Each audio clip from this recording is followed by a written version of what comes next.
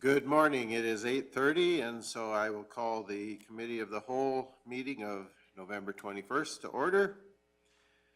We have an agenda that's in front of us, and I know there's at least one addition to the agenda. Mr. Hogan, if you want to, please. Through you, Mr. Chair, with Council's indulgence, we'd like to add AUC engagement.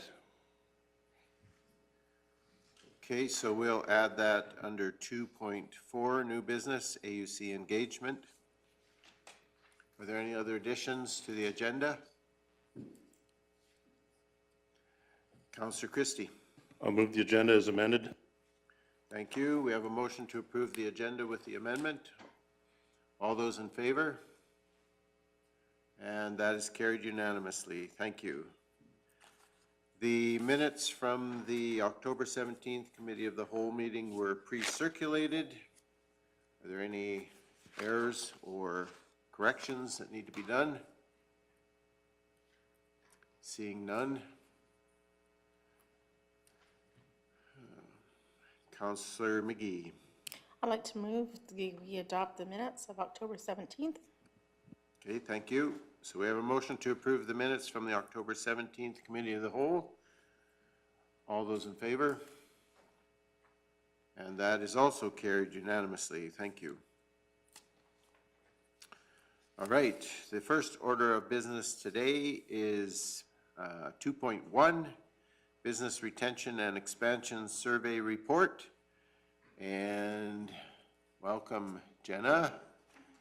How are you today? Good, thank you. Good morning. Good morning. So we bring to you today a Business and Retention and Expansion Survey Report. It was prepared by our economic development consultant, Tara Zeller. And on June 13th, 2023, Council approved the Economic Development Plan project enlisting the services of a specialized contractor. Administration is delighted to have the opportunity to engage Tara Zeller Consulting, a recognized expert in municipal economic development. Tara brings to our team more than 15 years of experience in community and economic development, as well as marketing and communications. She has a track record of collaborating with various organizations to create and promote community and business development initiatives. Tara will work closely with our team to craft an EDP that will provide a comprehensive 5-year roadmap for our community. The project's outcomes will establish a fundamental framework for Kneehill County's economic vision, mission, and goals, benefiting council, administration, and the community. The project team continues to actively collaborate with numerous internal and external stakeholders in the development of this future plan. The information collected will be integral in shaping the EDP to ensure alignment with Council's strategic plan, municipal development plan, and tourism and recreation master plan. Tara, with support from Deloitte Canada, conducted a business retention and expansion survey targeting businesses specifically. This was followed by a community survey to engage local residents and subsequently a survey tailored to Council's needs. So Tara is here today to introduce herself to Council and to deliver a report containing the results of the BRNE works. She will also discuss our forthcoming priorities and action plan, anticipating that the Economic Development Plan will be finalized in the spring of 2024. And I believe we have a introduction presentation.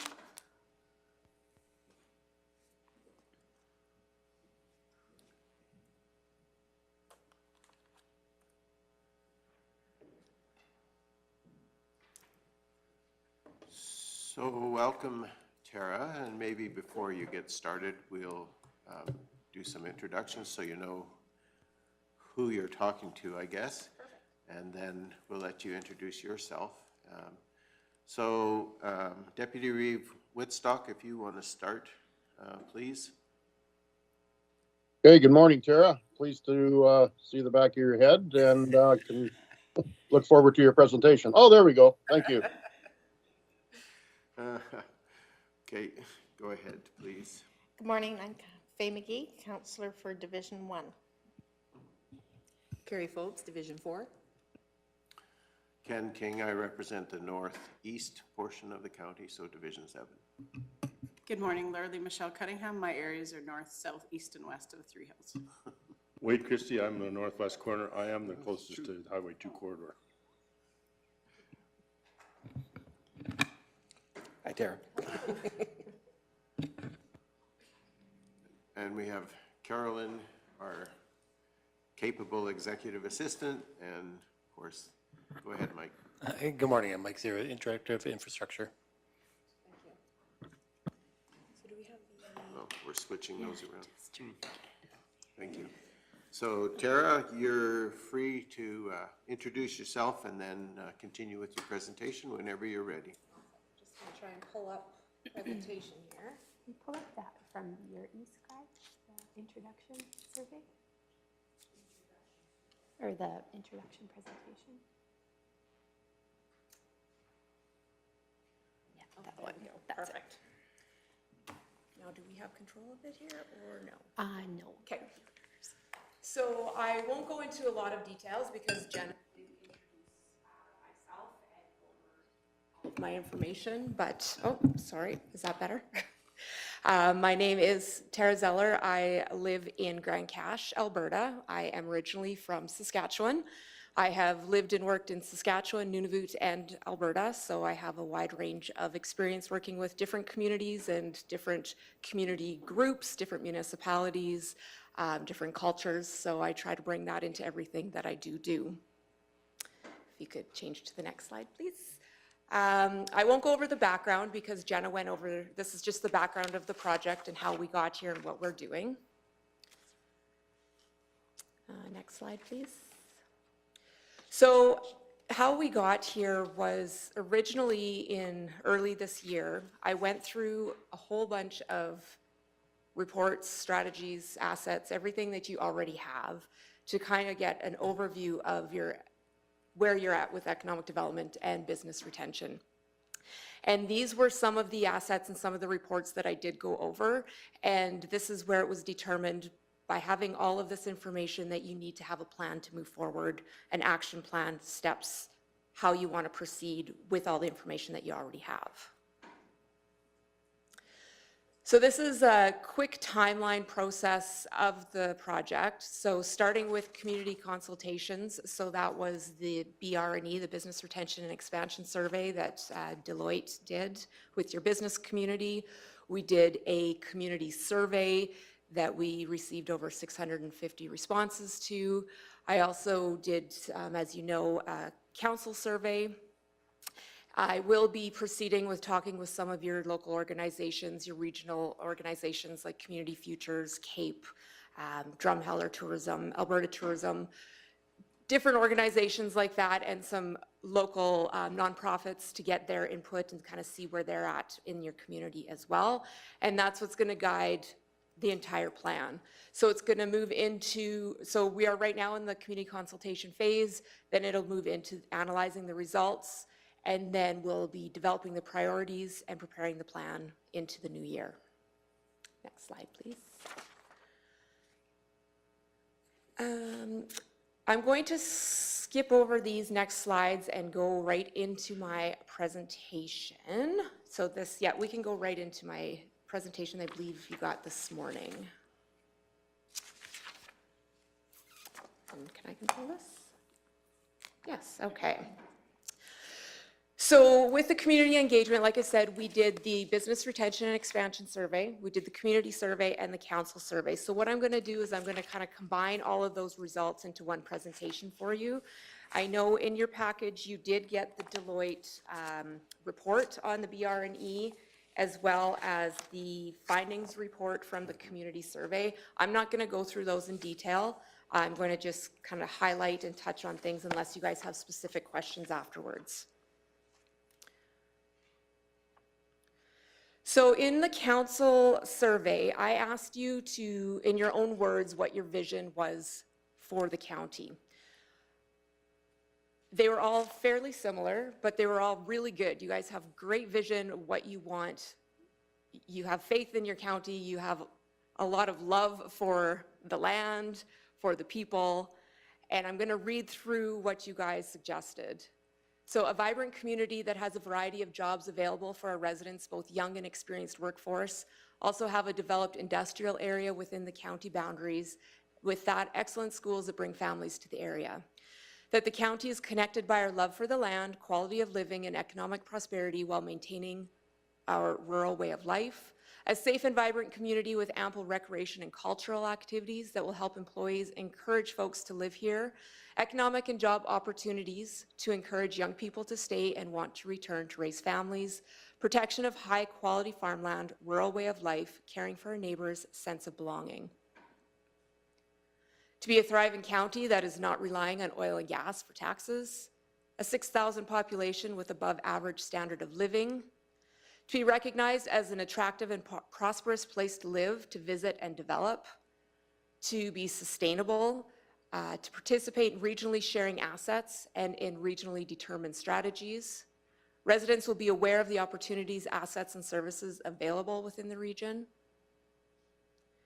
And a more diverse agriculture production base, more small enterprises focused on farm to consumer sales, and a stronger protection for top quality agricultural land. Development of larger industry, additional recreation and tourism sites, greater retention of our young people and families, and a tax base diversified.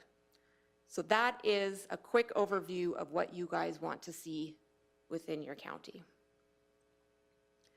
When the community was asked the same question, obviously there was, like I said, over 650 responses, so I'm not going to read all of their open-ended responses for you. But at the end of the day, when you summarize it all, it's all a balance between economic growth, environmental sustainability, and community well-being. So really, you all align, have the same ideas and vision for the county. Oops. When council was asked what challenges they saw facing economic development, the top answer you gave was the ability to hire qualified employees, followed by current infrastructure and lack of broadband. A couple other challenges that you had were too close to Highway 2 corridor, staffing dedicated to economic development, and just the general expense of operating a business in general in the province, in the county. And when the community was asked for their three biggest challenges, issues or concerns in regards to economic development, their answers were finding enough land or space for new or growing businesses, communication and cooperation with municipality, and availability of employment opportunities. So the interesting thing I found here was that communication and cooperation with municipality, your community saw this as their second highest concern, and the council rated this as their lowest concern. So to me, I see that as an opportunity for the municipality to work more with the community. I do understand that you guys are doing a lot of engagement with your MDP and that planning, so I think that's a great start, but it's just an opportunity and a little red flag for improvement in that area. Just before you move past that, can I ask a question? Sure can. When they outlined that as a concern, did they identify specific problems or areas of concern, or they just said that was a concern? Yeah, so it was a list of a whole, it was similar to the survey that you did, so it was a list of ideas, and then they rated what their top three were. And that was, there was no further in-depth on that one. Okay. Just was hopeful that maybe they had perhaps outlined some areas that as a municipality or as council we could address too. And I can go through the, there is about 3 pages of other comments at the end of the surveys that I can go through in more detail and see if anything pops out and let you know for sure. Yeah. And another one of those ones that they outlined as a big challenge was finding land or space for new and growing businesses. We have lots of land. So the question that was in my mind, were they referring to land that's development ready or just seem to have a problem finding or accessing land to develop on? Well, and remember, this is your residents and your community members, right? So they're not actually the investors are coming in. So maybe it's their perception as a community that there is no land to develop for new businesses. Okay. That's how I would see it. Councillor Cunningham? I just wanted to point out too, before we carried on, it's interesting to me where people are saying the availability of employment opportunities, but yet the community is saying, we can't get people, and as an employer myself, we can't get people. So I guess, how do we make those opportunities more known in the community? Because they're out there. Yeah. If people want them, yeah. And you'll see that later on in the presentation when we get to the BR&E, where the businesses are saying the opposite, yes. So it's a matter of communication, educating, yep. Okay, thanks for letting us interrupt you. No problem, anytime, please do. I tend to start rambling, so. No, that's fine, thank you. So another question on the survey was, what does supporting economic development initiatives mean? So we asked this both to council and to the community. And the top thing that stood out for council was improving the overall attractiveness in living and working in Kneehill County, which again supports all of your vision for the area. Followed by a more diversified tax base, prioritizing your hamlets and encouraging targeted growth, improving broadband connectivity, attracting more industry and businesses to the county. When the community was asked the same question, their top three were developing tourism and recreation infrastructure, improving infrastructure needs, and attracting more industry to the county as well. So what stuck out there was the interesting that your community was talking about developing tourism and recreation infrastructure, and council didn't pick that as an initiative. So it was an interesting, I don't want to call it a red flag, but it stood out to me as an interesting note. So something to think about when moving forward.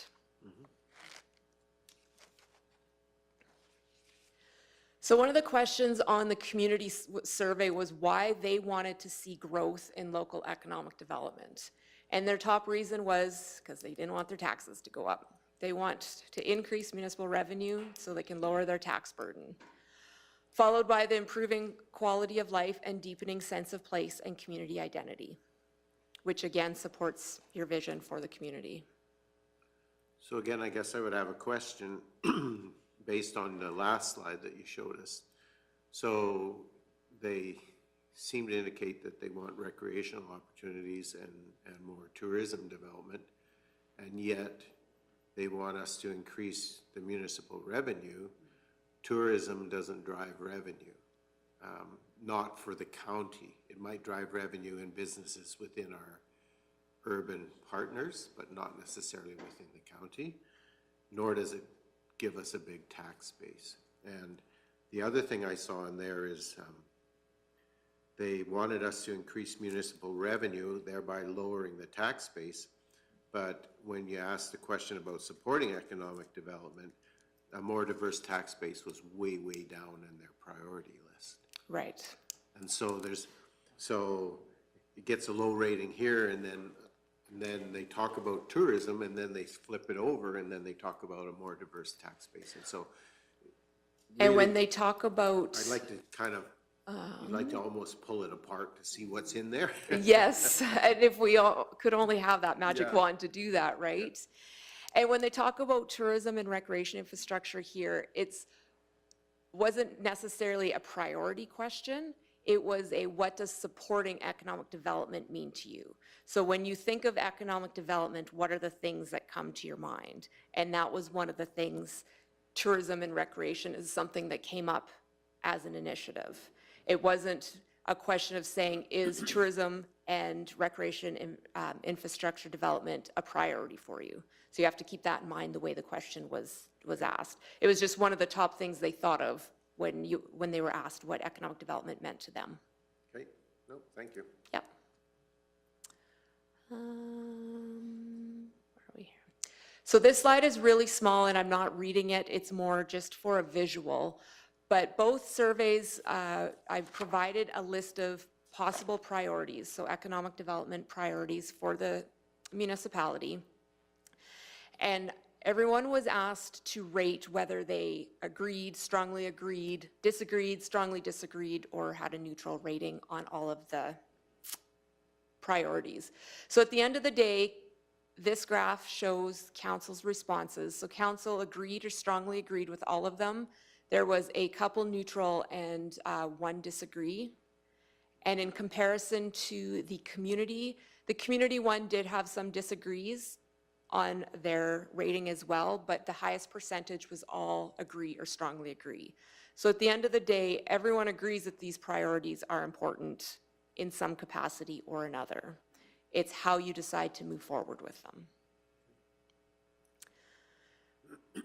Some other important priorities that council suggested were lands classified 1, 2, 3 should not be used for development whenever possible, collaborating and connecting with regional development projects, participating in regional opportunities and CAPE, connecting former partnerships with municipal neighbors where appropriate, and keeping our hospital in Three Hills because healthcare is important to attracting and maintaining people in your area. So I see these all as very important, but I don't necessarily see them as priorities. I see them as action items to support priorities that you're going to choose. So if a priority is working with your regional partners, then your action items are going to be collaborating and participating in opportunities. So I agree that these are all important, but I see these more as action items underneath the priorities.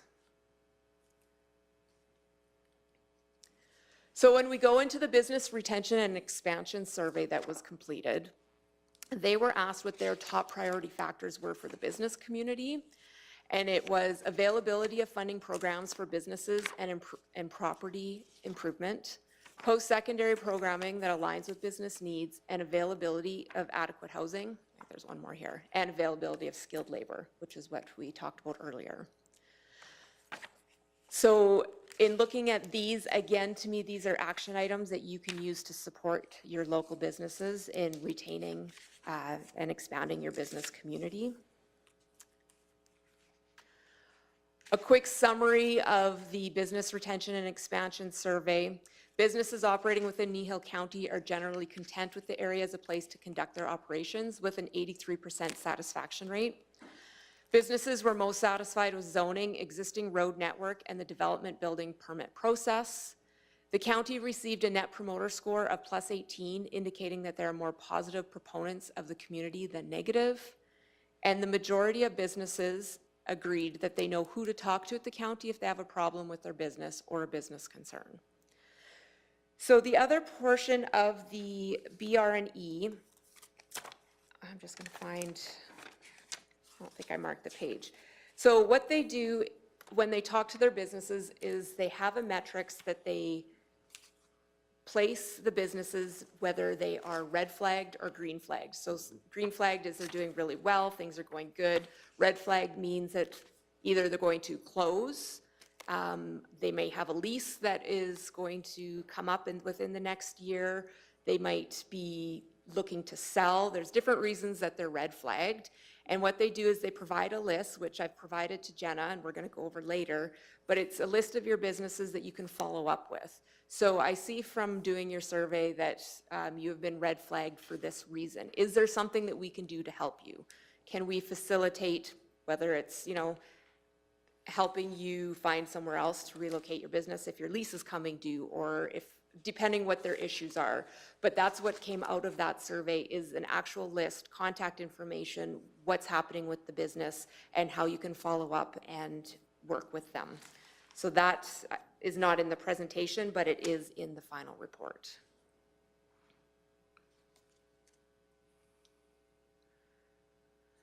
Going back to the community survey, when they were asked what they could do to help support or improve the local economy, the biggest thing was supporting local business, promoting the county to attract more customers and generate revenue for local businesses, volunteer, participate in community activities, and promote local tourism. So basically just getting involved and supporting. In the council survey, I suggested 3 economic development strategic pillars, which were branding and marketing, attracting new business, and improving overall attractiveness of living and working in Kneehill County. So essentially, I suggested these as guiding principles to move forward with your plan, essentially. And when asked if you all agreed or disagreed with this, everyone strongly agreed with these pillars. When asked about investing municipal dollars in economic development initiatives to achieve an economically diverse future, the majority of you strongly supported this, which is good to know, which is why we're here to move forward with the plan for you guys. Do you mind handing these out for me? So what I would like, and I'm not asking, because I know time is precious, I'm not asking for this today, right now, but I've asked Jenna to hand this slide out. So what this is, if you remember when we went through the list of priorities that both council and the community said they were all important, you strongly agreed or agreed on all the priorities. However, in proceeding with an economic development plan for the county, you want it to be attainable, you want it to be successful, so we can't do everything at once. It's just not possible. Yes, all of these are important, but they might not be a priority at this time. So what I'm asking is if you could take some time, say like by the end of this week, if you could fill this out and give it back to Jenna and she could send it to me, is I am wanting you to think of the vision that you gave me in your own, at the beginning of your survey when I asked what you saw for your vision for Kneehill County. Keeping that in mind, what would be your top 5 priorities in order to achieve that vision? And circle that or star those, as well as scratch out what you feel would be the 3 lowest. Not saying they're not important, but saying that they're just not what we need to focus on at this point to start moving forward. And what this is gonna do is gonna give me a better indication of where you guys are at priority-wise. Again, I want to stress that doesn't mean they're not important, because these are all important. But you want to be able to make a plan that we can create some action items so that your economic development staff can achieve them and that they can be successful. So this is what I'm going to leave you with. The next steps are, once I have that, is analyzing and pulling everything together. If council feels like they would like to have more, we can have more discussion. And then it's really finalizing what those priorities are and creating an action plan so that in the new year we can have a economic development plan for you guys to follow. Okay, Councillor Cunningham?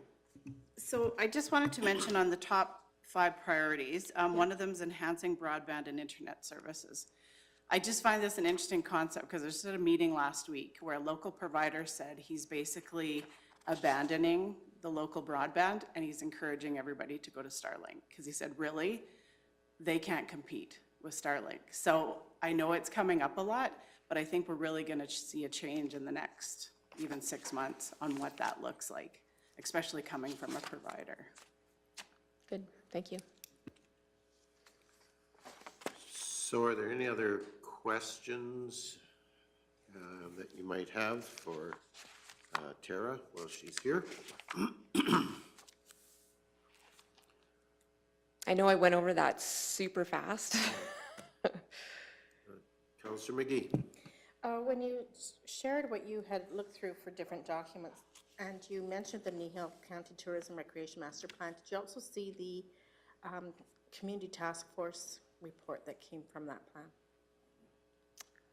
I can't recall off the top of my head if I did. It was a while ago that I went through it, but I will double check that. I would love it if you would take a peek at that as well. Okay, please. thank you. Mr. Hogan?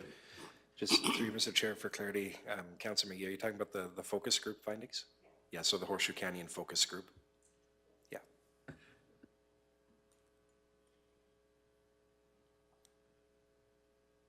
Any other questions?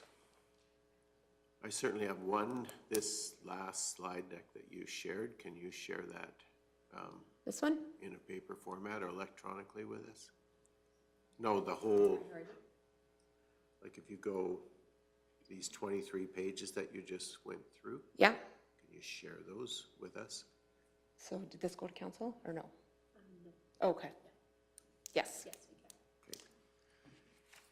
One of the interesting observations for me anyway was there's some gap between what we as council see and what the residents see. And so that was one of the things that stuck out fairly loudly to me in the information. And then on the business part of it, where you looked at the businesses and the feedback that they gave was, again, quite different than what the general public gave. And so the perception, for instance, Councillor Cunningham mentioned it, where people say there's no jobs and there's not opportunity, and the businesses are all screaming for help. Right. And so there's, you know, how do you help people understand the opportunities that exist within our communities for employment and fit those people into what the businesses are looking for? And that's problematic, because we do have people who are looking for work, but they seem to be looking for work that they don't think exists. Yeah. And so there's a perception of whether it's pay scale or where the jobs are located, or I'm not sure, but somehow there's quite a disconnect. And so when we as council are thinking about economic development and where we want to go in the future, one of the things that drives a lot of what I think about anyway is diversifying our tax base, right? And how do we attract industries that will be here a long time and yet contribute significantly to our tax base? Because right now we rely heavy on oil and gas. Right. So how do we diversify that? And so that's always a question that's running around in my head. So, And it's a good question. so you're going to provide us with an answer, right? I am going to do my best. Yeah. And the other thing I really struggle with is, as a council, we, in our strategic plan, we have a very agriculturally focused emphasis in our strategic plan. And we emphasize very strongly about the importance of agriculture to ourselves as a municipality and as a community. And yet, when you look at how that drives revenue and provides services for this community, doesn't really meet the bill. So less than 10% of our revenue is generated from our farmland. If we throw in the residential, then it's less than 20% that's generated that way. And yet that's our first focus. So it's a struggle for me anyway. So. Yeah, for sure. So any other comments or questions? Councillor Christie.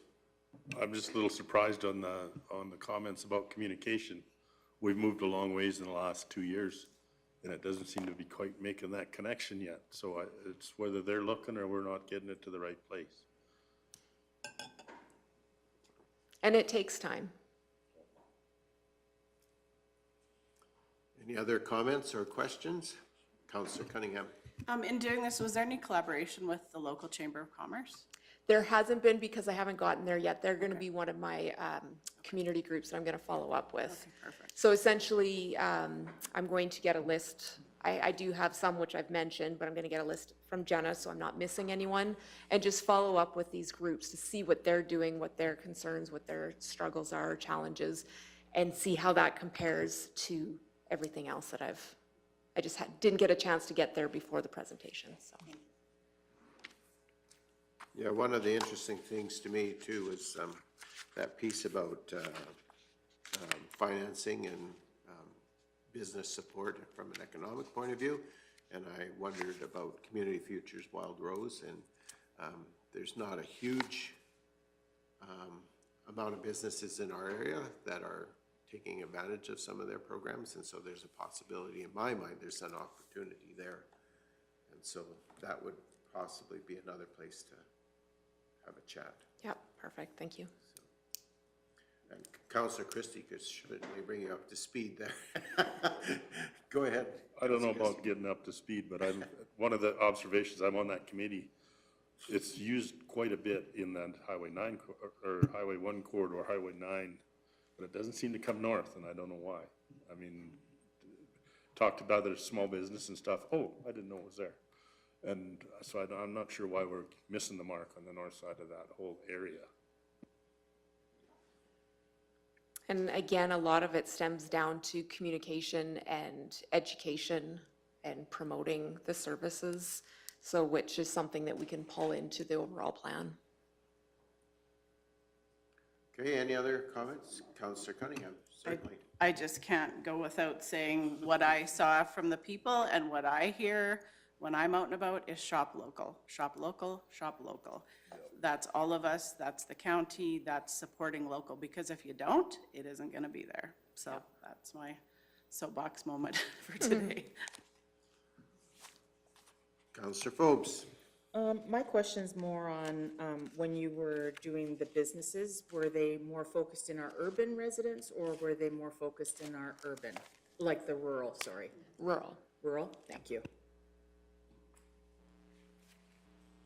Yeah, if you read some of the comments that are in your report, in answer to some of the questions, you know, what can you do to improve the local economy? And shop local came out, I don't know, probably not quite half of the time, but at least a Exactly. third of the time, you know, there was that emphasis on shop local. And so I agree, Councillor Cunningham, not only are people saying that, but will they actually live that? That's the big question, right? So, Yeah, exactly.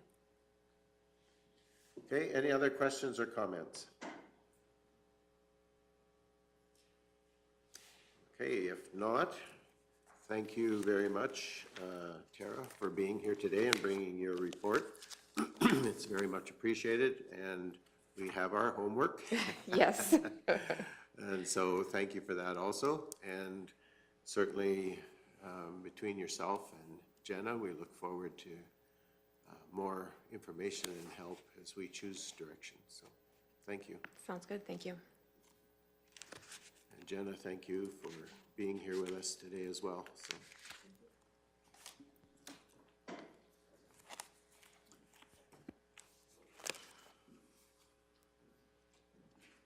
Okay.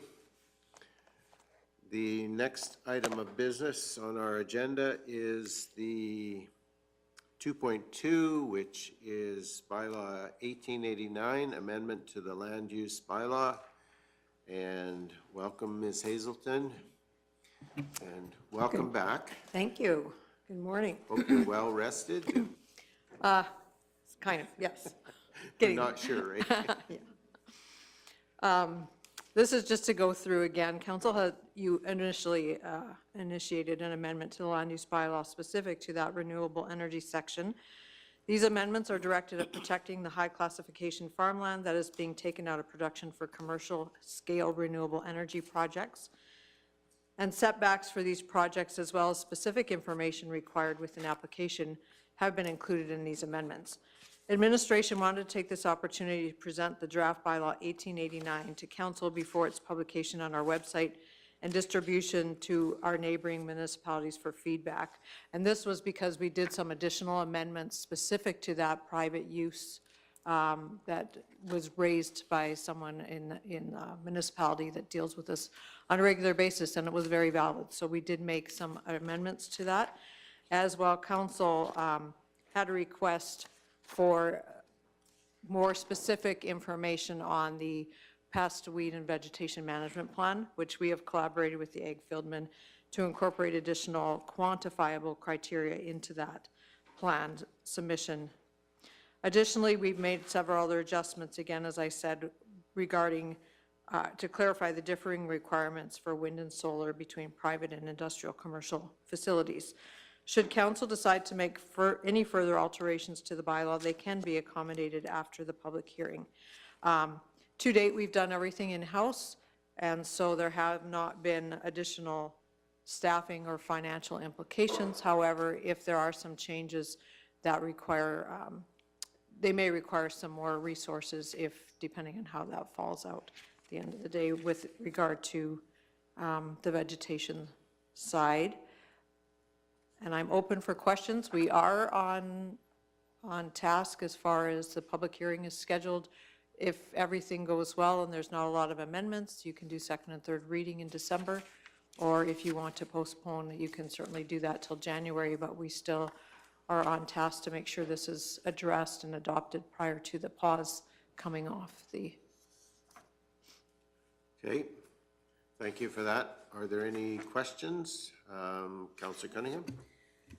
So we did do a delay in this bylaw, and so I did have some questions, and I know it was a topic of conversation at our MDP working group in Trochu. So I'm just wondering if it would be possible to highlight the changes with the private installation process that we've kind of held off on? Sure. Just because I don't think people, because like I said, I'm more aware every day of the people that are watching. So if we could highlight what those changes are, I think that would be helpful for Okay. people. So we can do a red letter version that, okay.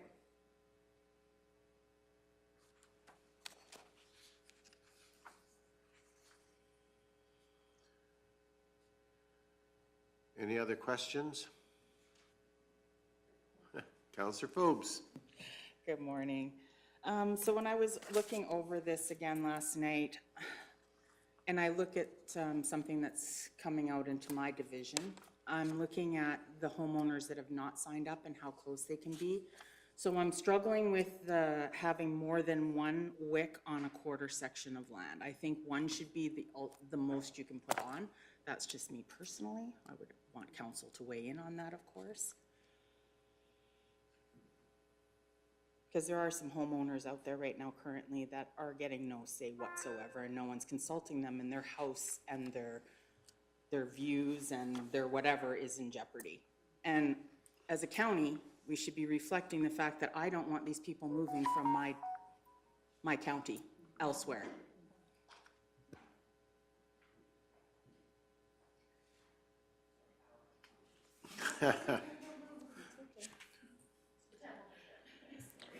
So I just want to clarify, because we have done some changes there, so that's relating to the private, not the big commercial. So it's for a private wind energy conversion system, it may be considered as a discretionary use, that multiple. So the Municipal Planning Commission may approve multiple wind on category 1 or 2. So that's just the private or for agricultural use, and those are typically much smaller. They're not the giant ones. So we did change the wording there. I don't know if that satisfies or if you want further conversation. Yeah, just with it not being highlighted in a different color. Okay, I mean, that's I fine. was comparing two, but one off of my phone and one off of my laptop. Yeah. So it was just hard to see what you've changed. Okay. In regards to that. No, we can go back through and do that.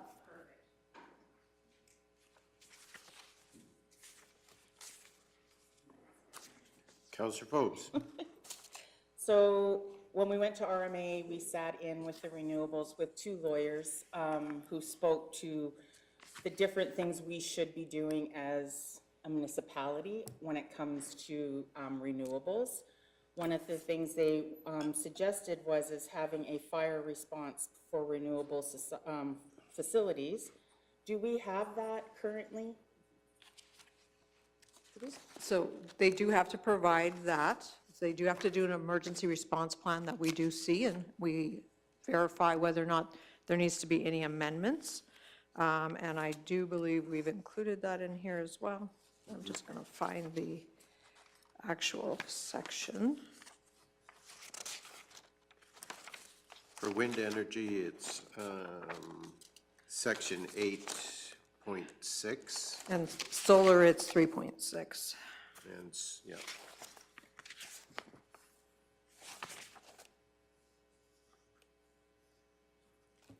So does that plan also include our equipment being able to access if there was a fire to break out, or we're not touching that? Can Yeah. someone just? No, they would have to be able to get in and adjust, so even how they do their roads or whatever, there has to be adequate room for fire. You don't fight these the same as you do something else, so again, there has to be training, and that's been something we've raised as well. So again, maybe Protective Services can answer a little bit better on that end. Okay. But they are required to submit a plan that we sign off on. Councillor Cunningham? So I think just further to Councillor Forbes' comments, yeah, these two lawyers were from Brownlee, so they are two of the top renewable lawyers in Alberta. And so I think just further to that, to what Councillor FOIP said, we definitely do have a plan, and I understand that. But what they said was, is the fire department equipped for this? Because I think it's, I hate to say, are we asking for more than they can give? But like, do they have the equipment that they actually need to fight these type of fires? Because they aren't your average grass fire. And I guess if they need additional training or equipment, who pays for that? Is that going to be the company? Is that going to be the county? Just want to know. They said be very clear about whose responsibility that is. And are we asking more than they can provide? I'm not going to be able to answer that. That'll be a protective services, but we can certainly, So, Mr. Gannon, go ahead. Thank you, through the chair. I will approach the manager of protective services and get a detailed understanding because it may involve all fire departments within our contracts to find out on how this would be managed.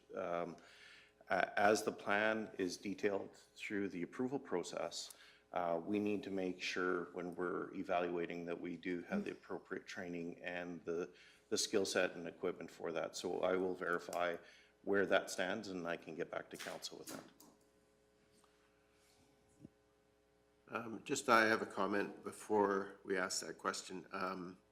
One of my understandings in the process of this conversation is that our standard operating guidelines for the fire departments that operate within Kneehill County would outline what our response would be to these type of fires. And my understanding was we are not fighting these fires, but we are doing containment. So if that's the direction that we're thinking of going, then that needs to be clearly outlined in our operating guidelines and also needs to be clearly outlined to the companies with whom we are forming these agreements. Mr. Hogan, go ahead. Through Mr. Chair, that's how the process would occur. When I'm talking the process, I'm talking the structure that you've outlined. So we'd outline the level of service that we would provide. That would be reflected in the plans that we would approve. So if a plan is coming in and saying that the county's going to do something that we're not going to do, we wouldn't approve that plan. So that's what's being referred to in the bylaw here. So that area is covered. We'll go back, as Mr. Gannon said, and confirm that the document alignment is in place internally to reflect that. That is part of what we'll take a look at as to what we do, what we won't do, based on the equipment, the training, all those sorts of things that tie into that approach. Councillor Forbes, you had another question. Yes, it was on the waste that is produced from this, building these facilities. Where is that waste going? Because our landfills can only handle so much, so if we're bringing in massive amounts of this stuff, where is that waste from building them going? I would like to know that, or have that in somewhere, because that is one of the things Brownlee also brought up, was about the waste. And having a cradle-to-grave analysis. Thank you, Mr. Chair. So the waste, when you're talking waste, are you talking just the general construction waste? So they would be the same at where any specific site would go. We wouldn't know the answer to that. It would be no different than any other construction project that took place within the county. Councillor Cunningham. Should that be a question we're asking of all development, is where is the waste going? Because in some of these developments, it's pretty, there's a lot of waste. Go ahead, Mr. Hogan. There'd be a question for council if you wanted to go that direction. For the most part, any, there are guidelines out there through, whether it's Alberta Environment or anybody else around where certain types of waste go, from municipalities, where certain types of waste are accepted. So any construction project, whether that was a renewable energy facility, an oil and gas facility, a inland grain terminal, anything like that, they would be subject to all of those Alberta Environment regulations, as well as finding a suitable disposal site that allowed for that class of material, whatever that is. Different landfills will take different classes of material, but it's generally up to the developer to find those. To date, I don't know that we've had issue at all with that. So as far as the cradle to grave component of that is concerned, both within the solar and within the wind, we have a requirement that they have a post-construction and decommissioning plan in place. They have a cost estimate prepared by qualified professionals that details how that commissioning will take place, the reclamation, and also proof of security for how that's going to go about. So we do have sort of the cradle to grave address somewhat in here, and I guess my question is are we asking for more than that, than what's already in this bylaw? And some of that is always worked out, in my understanding anyway, is in the development agreement as well. Correct. And that's separate from this. So I guess my question is the post-construction and decommissioning and requirement for the qualified professional, if that's not enough for what we're looking for in the land use bylaw, I guess I'd be asking for what in addition we're asking for. I think we covered it, but I'm not, so Councillor Cunningham and Councillor Probst, you both sat in on that presentation. Is what we have in here adequate, or are you feeling that we're not covering that appropriately? Councillor Cunningham. Since we are bringing information back, you know what, I think we can sit down and probably do a more detailed report on that and bring that back. Okay, and the only comment I'll make to that in terms of addressing that or developing that issue bigger within this bylaw is it will delay the process of this bylaw. And this bylaw will never, ever be perfect or complete in entirety, because we're always going to have something we want to address, right? So, okay?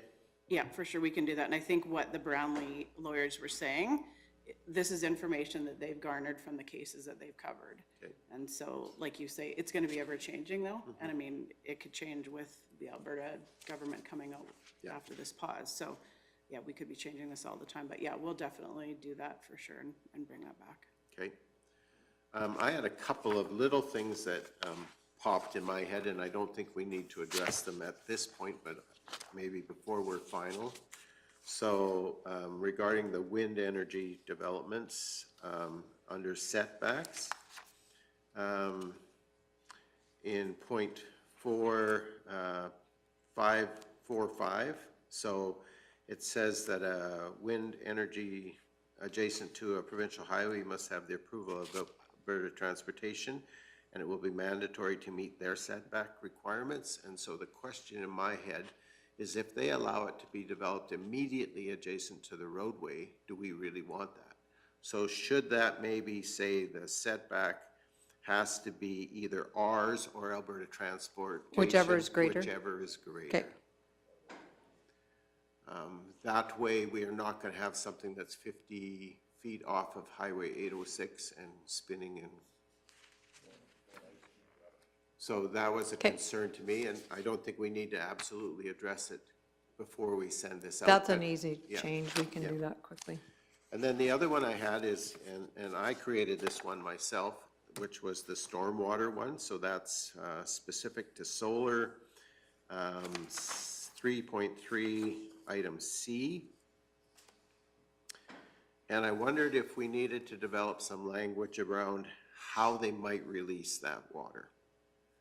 So we say that it cannot be released into a natural drainage system, but we release, and the reason I got thinking about this is we release lagoons, like our sewage lagoons, into natural waterways.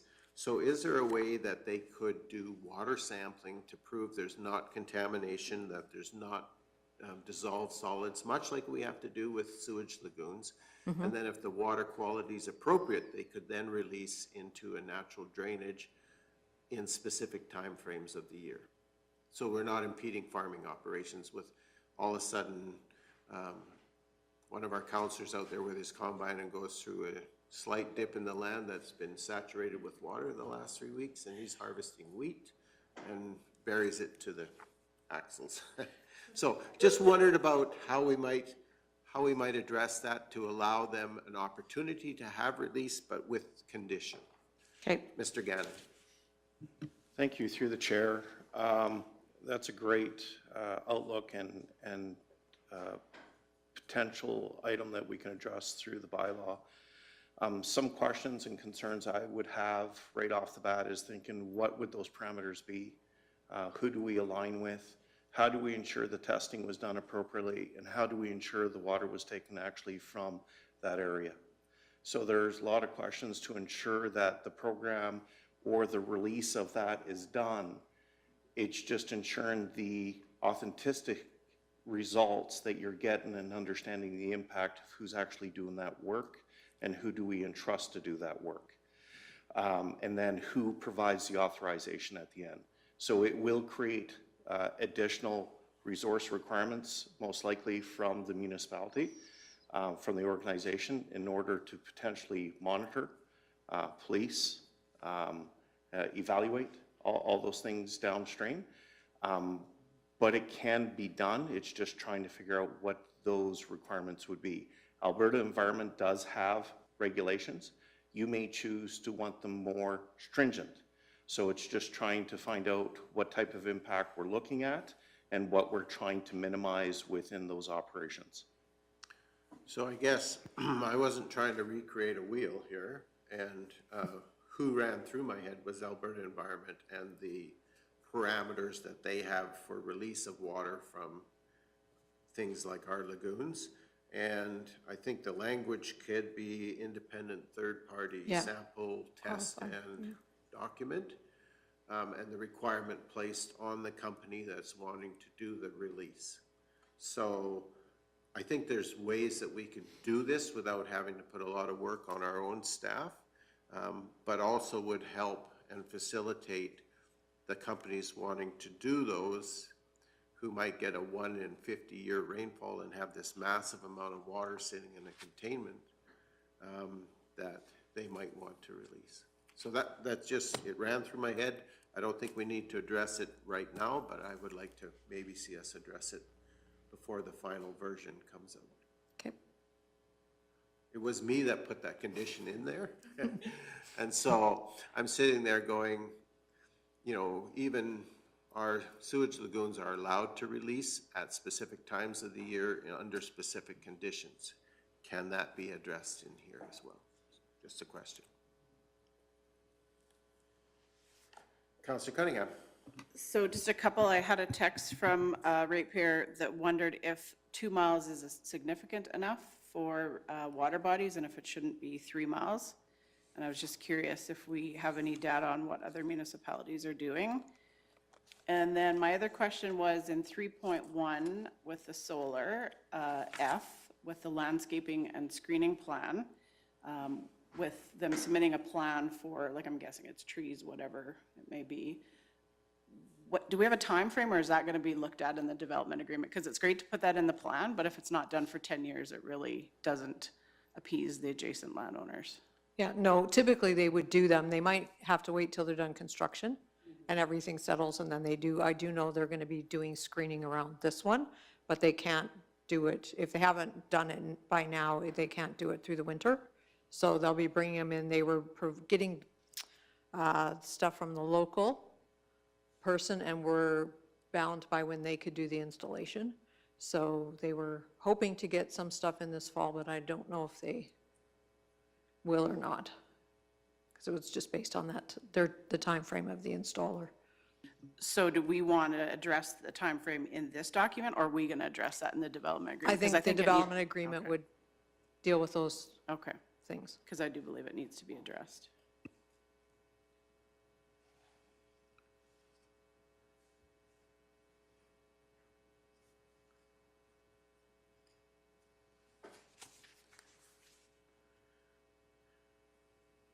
So one of the questions I guess I would have based on a larger exclusion zone around waterways is at some point in time, we basically are using that as a no development exclusion, because if they get wide enough, eventually there's no land in between it to potentially have that type of development take place. And I guess I would be a little reluctant to expand them in terms of what's reasonable and maybe might not be challengeable. I don't know if we can get away with our 2-mile exemptions at this point.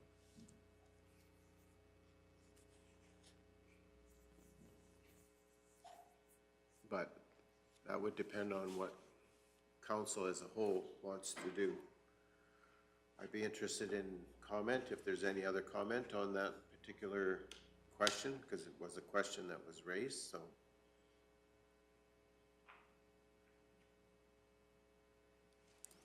The final map in your package, we did have Eric put everything together. So if you drew another mile in there, you would have very little that doesn't meet the 1, 2, 3 and the other buffers, for sure.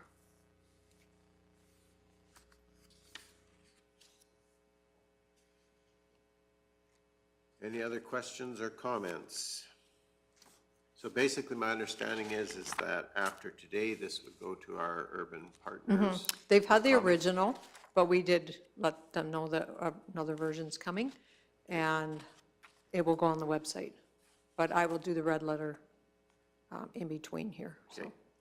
And then what we would be looking to see is we will have a public hearing at some point in December. Any other questions or comments?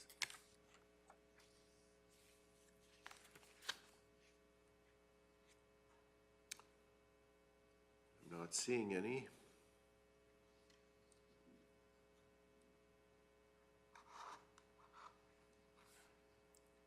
Councillor McGee. I move that we accept this proposed bylaw 1889 for information as presented. Okay, so we have a motion to accept the update on proposed bylaw 1889 for information as has been presented. Any further discussion, comment, or questions?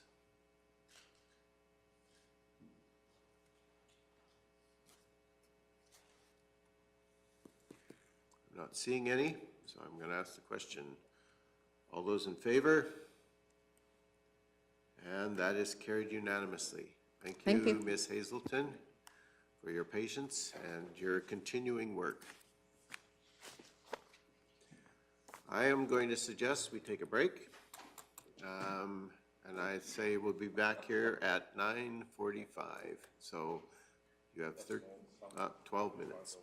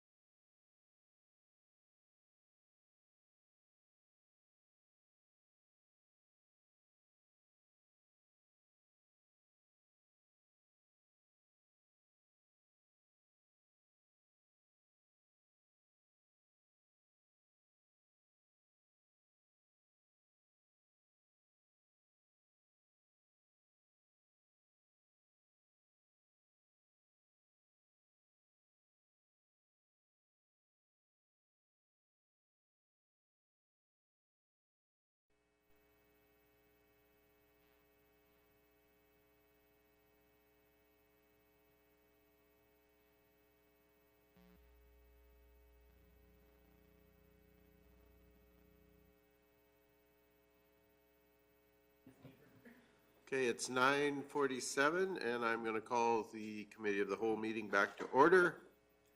And the next item of business on our agenda is 2.3, the Future of Growing Kneehill event discussion. So welcome Ms. Sherlock and Ms. Kester. And any time you are ready. Okay, thank you and good morning, Council. So we have an RFD before you, as well as we've got a presentation, and they kind of just coincide with each other, so we're going to go through the presentation here. I'll kind of start things off going through, I guess I can go to the table of contents here. So I'll kind of go through some of the evolution of the event, what we've done in the past, and go through that. And then Jenna will go through some of the different discussion questions, as well as some alternative options, different community events that we've identified that are coinciding. And then we'll kind of wrap things up. So throughout this presentation, we would just like to encourage your conversation, questions, comments as we're moving through, because that is how we're going to be creating something to move forward and bring back to council for decision. So really this is less of a presentation and more of a discussion. So this event has changed considerably over the last 7 years, and as such, so is the level of investment required by council. Administration would like to take this opportunity to align with council's strategic direction and to determine the intent and the beneficiaries of the event and the level of commitment required by administration to meet council's expectations. So this is just a timeline looking at the different events that we've hosted. There is, of course, a gap there, 2020, 2021, that we did not host any events due to the health restrictions on large gatherings. But starting with 2016, the original event was a field bus tour for local ag producers to learn more about best management practices and see firsthand some of the projects that Kneehill County was working on. It included catered lunch at Swalwell Dam and featured stops on grazing principles, honey production, the Acme Creek Phosphorus Monitoring Project, Sunterra Farms, and discussions on county projects along the way from operations, ag services, and planning.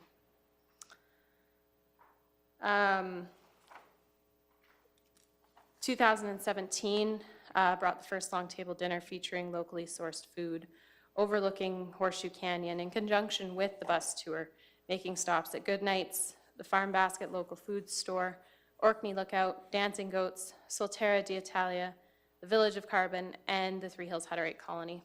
The event was directed as a networking opportunity for local entrepreneurs with an opportunity to experience some feature businesses. 2018 changed the format from a bus tour to a country market due to the lack of locations for the bus tour to visit and the intent to open the event to more of the general public and tourists as a promotion of local food and agriculture. The market featured 10 local food, tourism, and artisan vendors, local music, and family activities such as face painting. The long table dinner wrapped up the event at the end of the day as a feature of locally produced food for participants to enjoy. 2019 continued with the shift towards more of a tourism, local agri-food promotion with the same country market and long table dinner format at Horseshoe Canyon. 24 vendors participated in the market with similar experiences to the previous year of music and face painting. An additional feature of a canyon top guided walk before dinner was added as an option for guests to learn more about details of the location.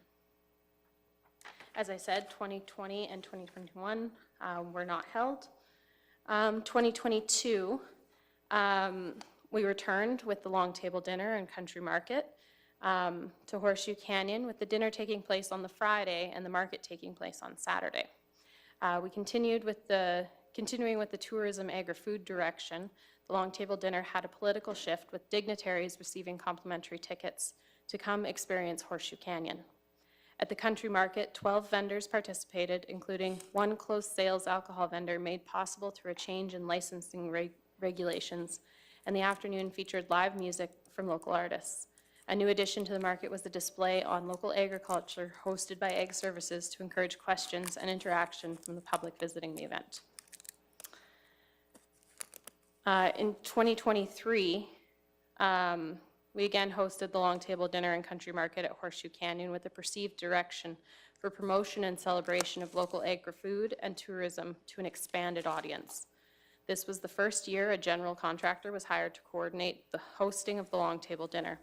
In previous years, Kneehill County staff acted in the role of coordinating the various components of the dinner, working with food tourism strategies as a consultant, in connecting with top chefs and menu development.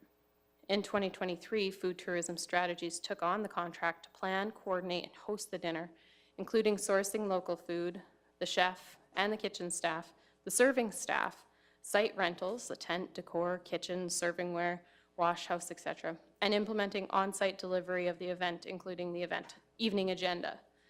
This provided the ability for both the country market and the Long Table Dinner to be hosted on the same day, and open capacity for Kneehill County staff to pursue more vendors and sponsors and expand promotions for the event.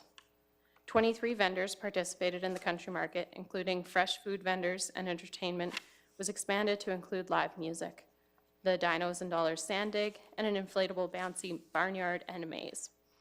Marketing was also expanded to include the newspaper, community newsletters, posters, flyers, social media, and radio.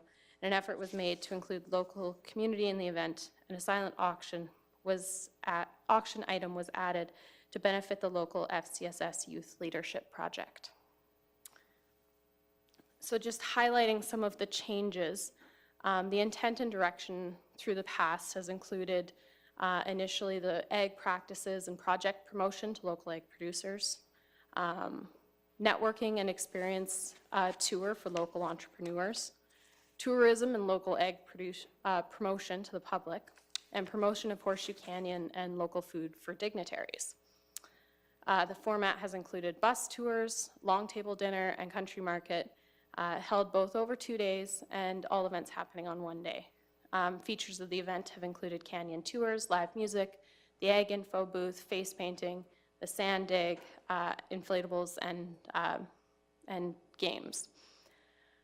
The biggest change last year was utilizing a contractor for the delivery of the Long Table Dinner to enable delivery of the whole event on one day, as well as allowing staff the capacity to expand efforts in other areas of the event and continue with some of the regular service levels.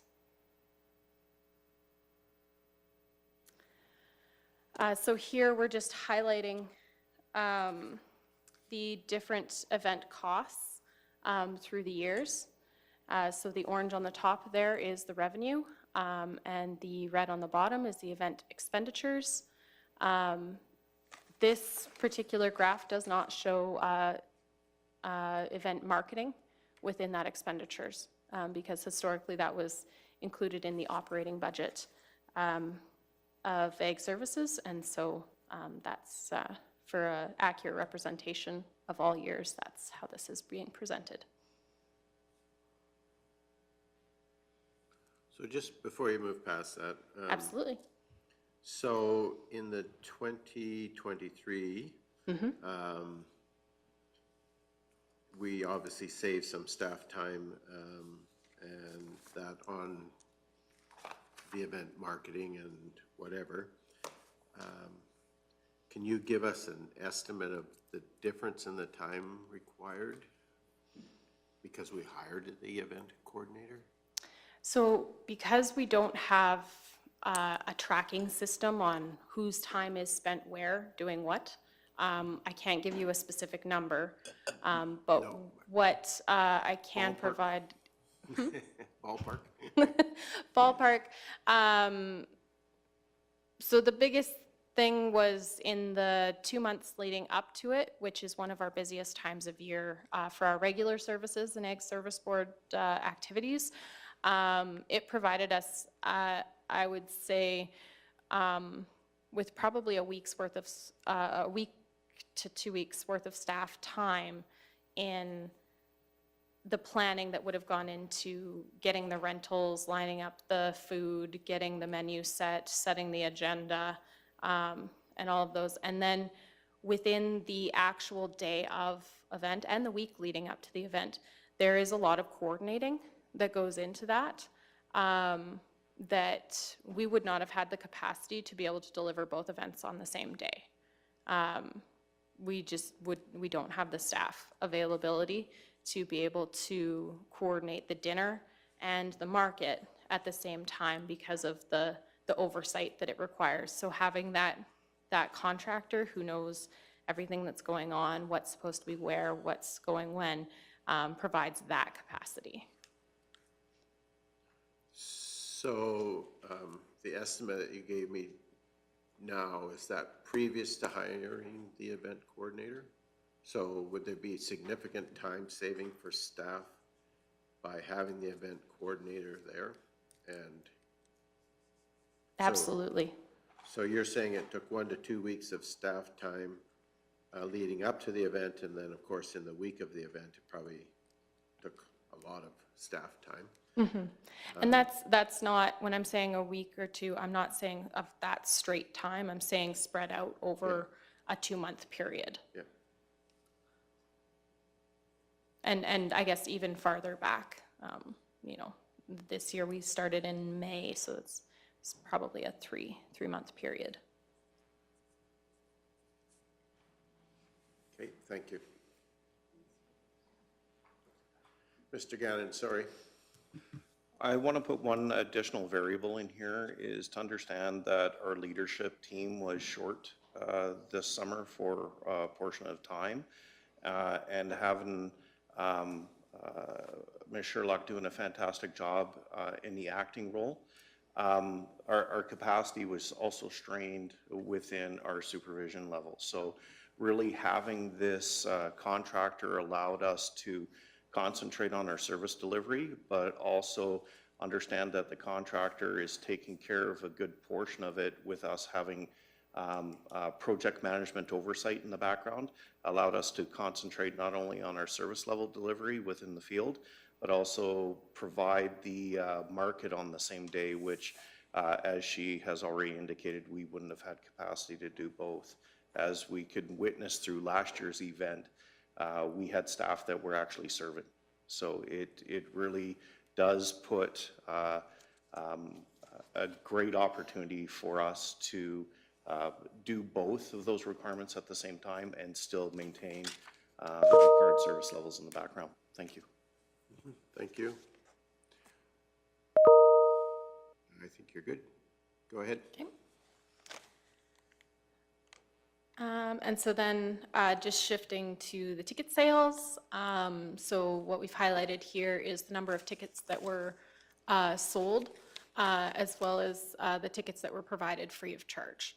And so that just highlights that, as well as the ticket pricing. So I think kind of turn your head there, you can see that.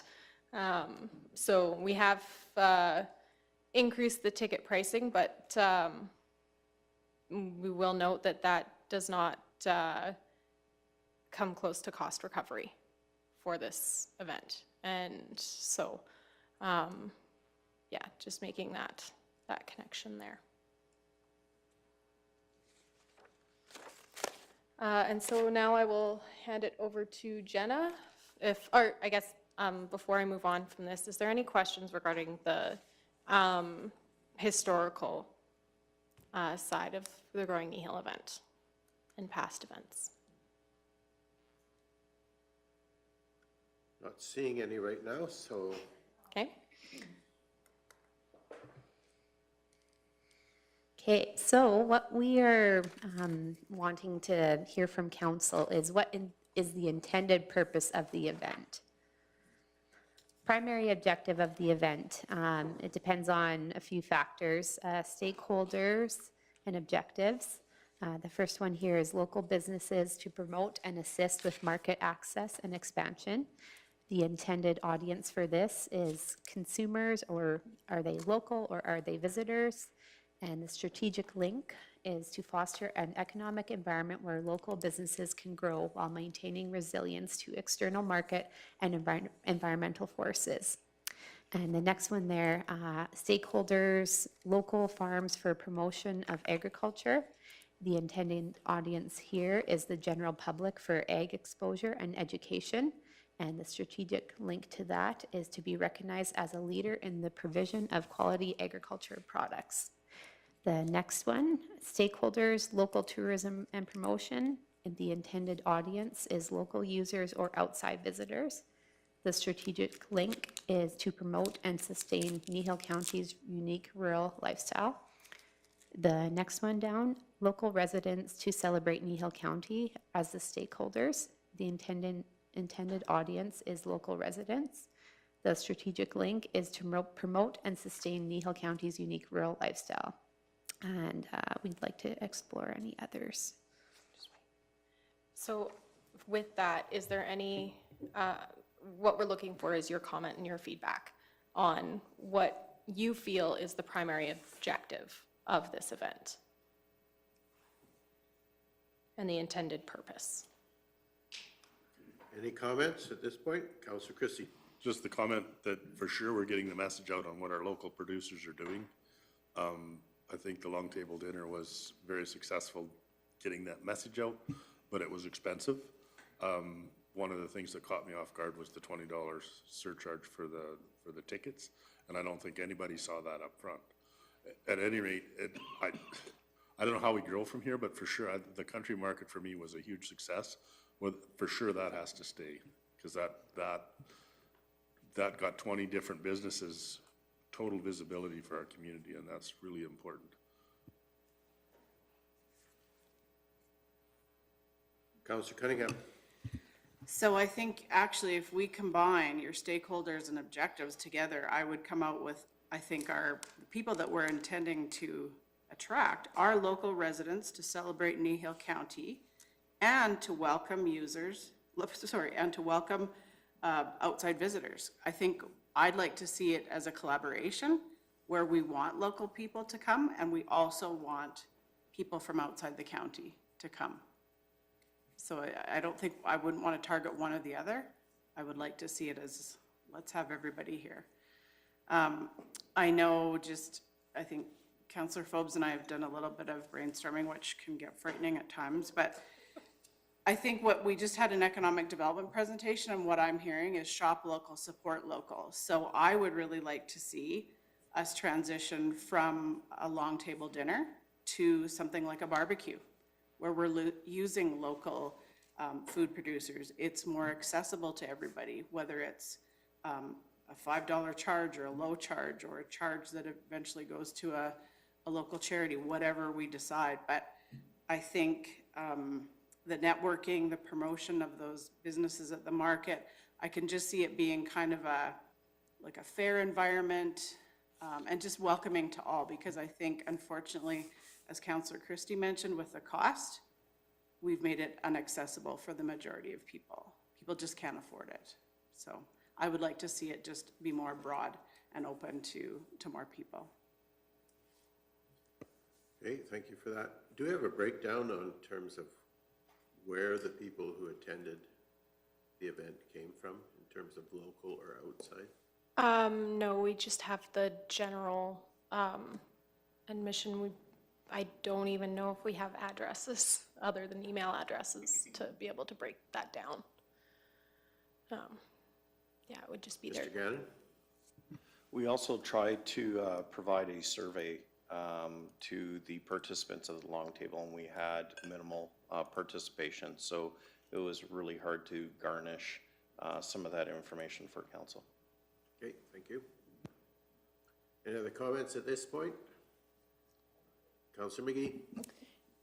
I just wanted to clarify something that I brought up. When we brought up the prices, we kind of divided the purposes. In that conversation of 2 years ago, the concept that I was communicating anyhow, and maybe I misunderstood, the reason why I was the one who suggested higher prices for tickets was because I wanted to see the long table to be utilized for bringing visitors, and that to be the primary focus. And that came out of being at some of the tourism tours that I took back when we had a different person in your position there, Fallon, at the beginning few years. We visited various sites or heard from various speakers who did these kinds of events that were to promote their area, to generate people into seeing what great value Kneehill County is, maybe bringing developers and those type of things that could see Horseshoe Canyon as a treasure. And so if that is not what we're going to utilize that for, then the price certainly isn't correct. If our long table was intended for our local people, our price is clearly out of line. And I think that's where this conversation is really important, because I'm thinking the two events may not necessarily have the same purpose, though they complement each other and belong together. It's still, in my mind, two separate events that are held at the same time because they complement each other. That's just where my brain was at the time. I think I'm just really thrilled to be having this conversation, because I think we need to really look at it from all aspects.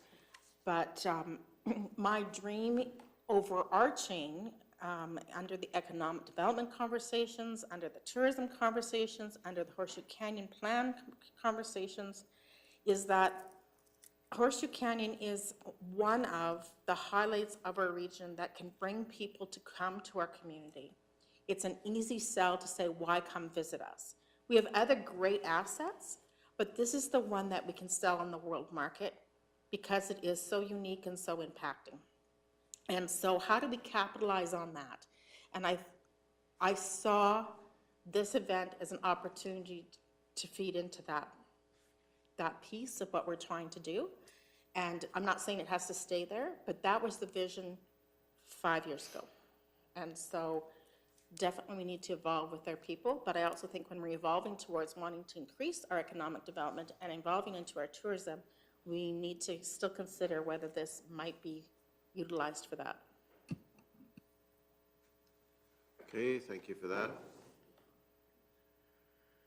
Any other comments right at this moment? I'm not seeing any, so I guess the question I would ask is, maybe we should just go on and see where we go from here. Sure.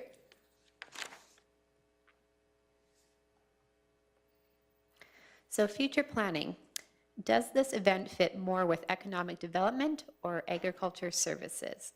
Should this be a service level included in the regular operating budget or continued as a special project? And we can keep going here and kind of come back to this discussion. Desired outcomes. What does success look like to council when we put on this event?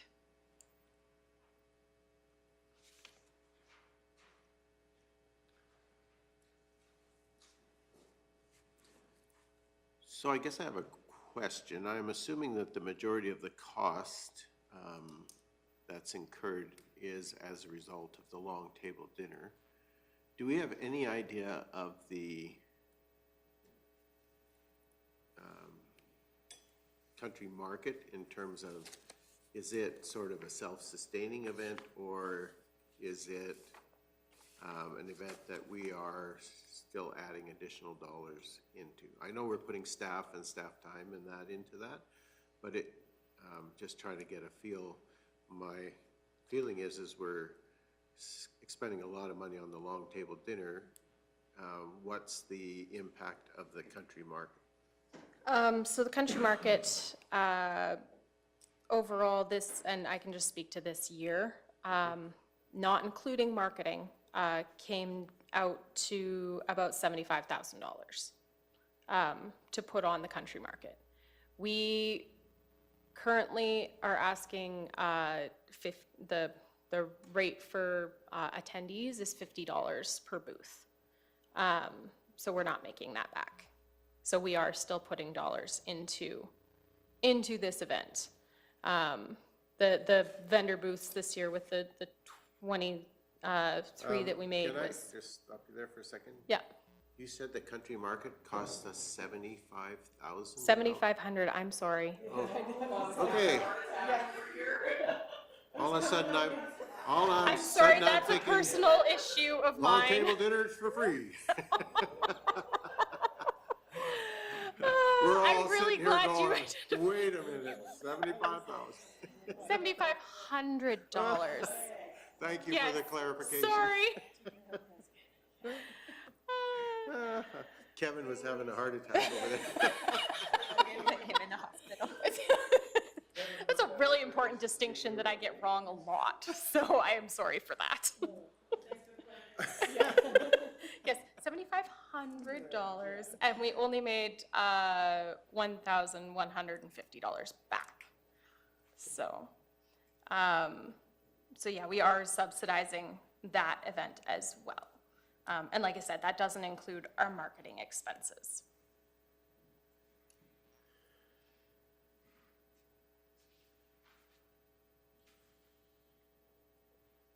Thank you for that.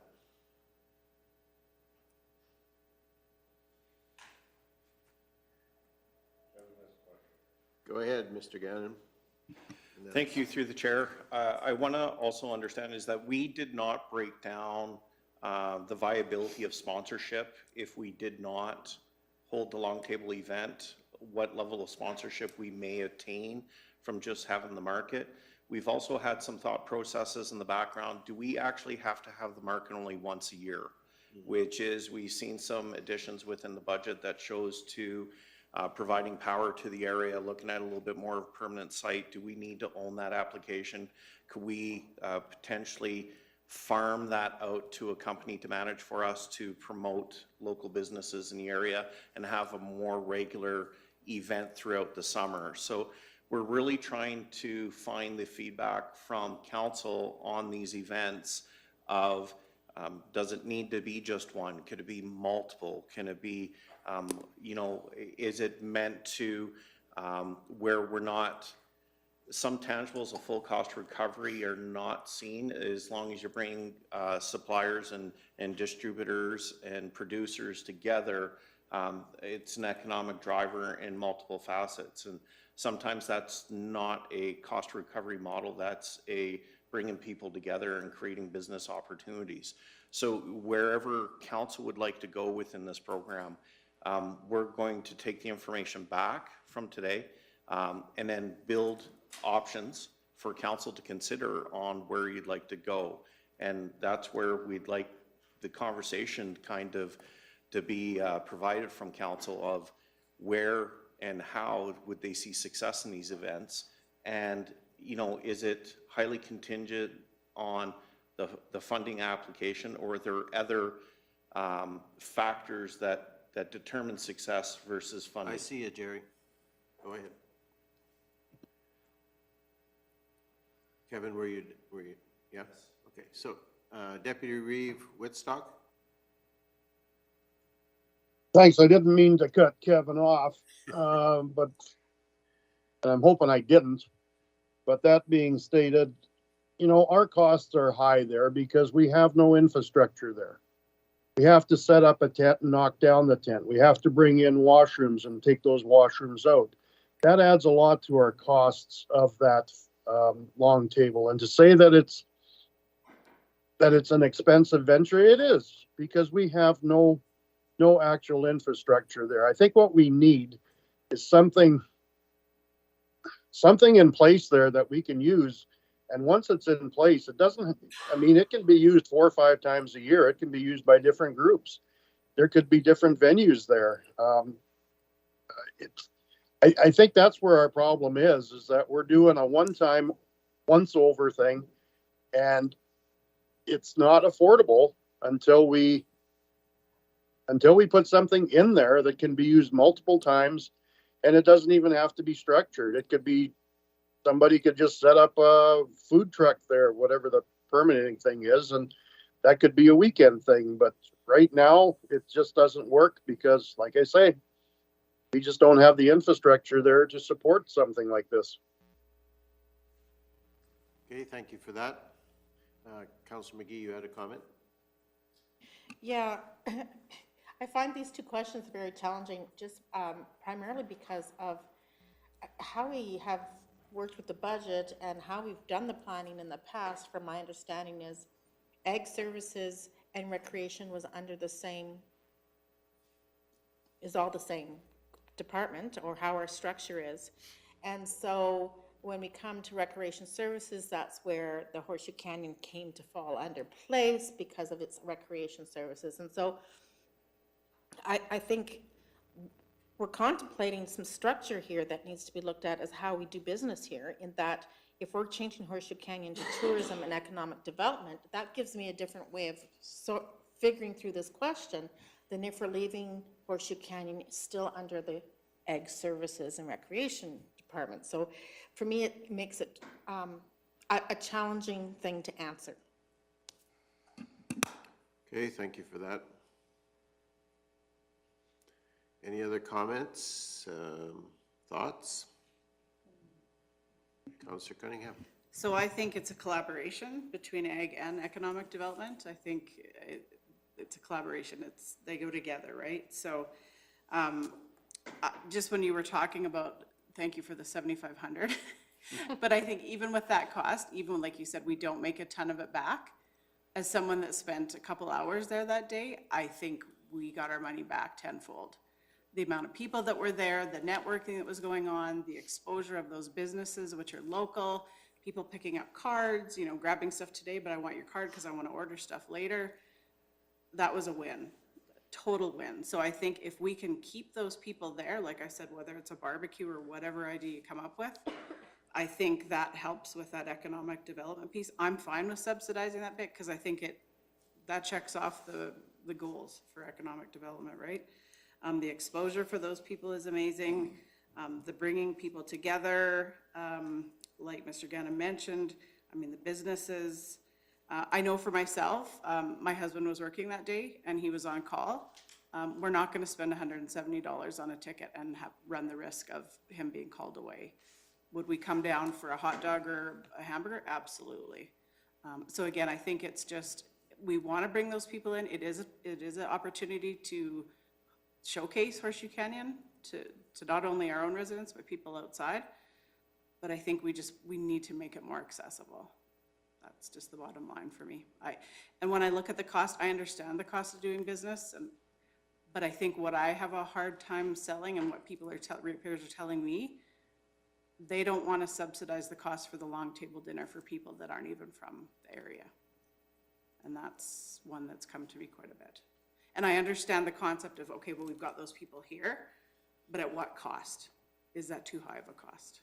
And I think for most people in Kneehill County it is. Thank you for that.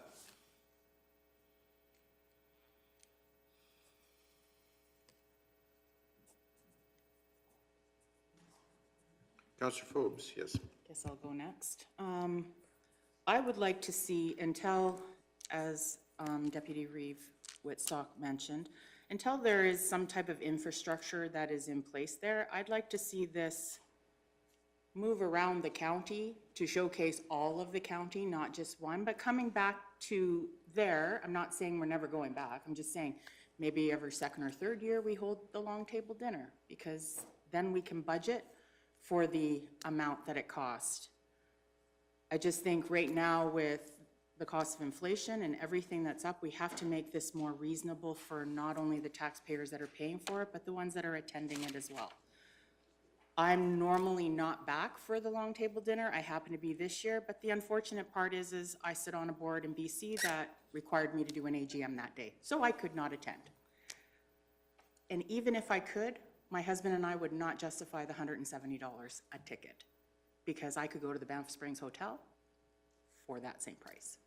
And I'm not trying to make a comparison, I'm just trying to say, with the cost of everything we have today, the $170, that includes the extra for using that site, the $150 a ticket is still being priced out of most people that live in this county.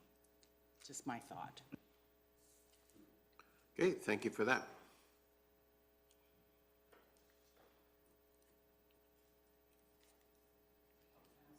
Go ahead, I Councillor would Phillips. also like to see some better tracking of numbers. I know we had a glitch this year with numbers being recorded for the amount of people walking in and out, but I would like to see something a little more substantial moving forward if you're going to track these numbers, because it's super hard for me to make a decision when I don't even know who's really attending from where.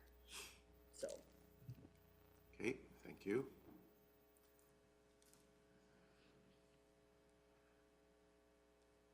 Other comments?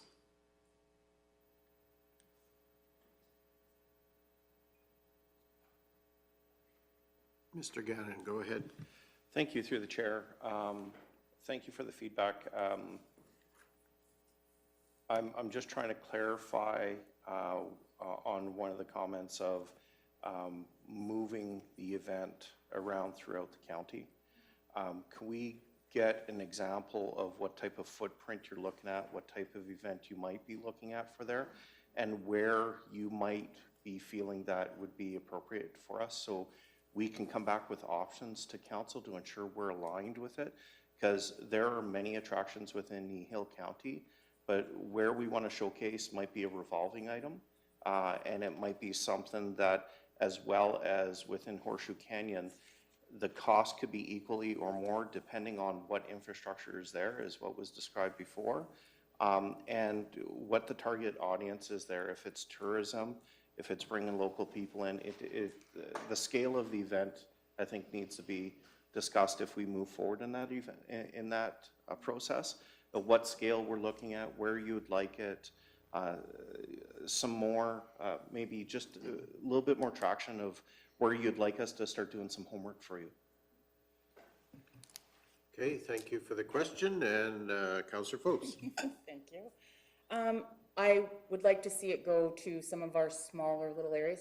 For example, Torrington, there's washroom facilities in the arena. The Huxley Hall also has washroom facilities, so it'd be one less thing you would have. There's also electricity there for people to plug into if they had to.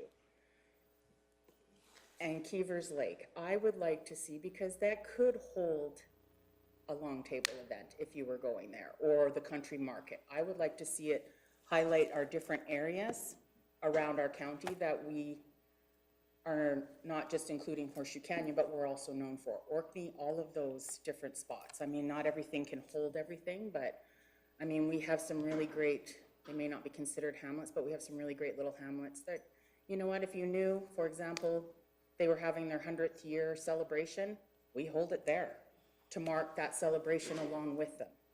Those are the kind of things I'm thinking of. And for to elaborate on Councillor Cunningham's barbecuing idea, you would, as a county, we're already paying for certain things anyway, so we put on a hot dog and a hamburger day, and it's by donation to a charity within our borders. So that's by donation only if you're coming and you're bringing your family, or bring some non-perishable for our food banks, because our food banks are also strained. So there is great ways for us to bring in things on a tourist attraction that would bring people.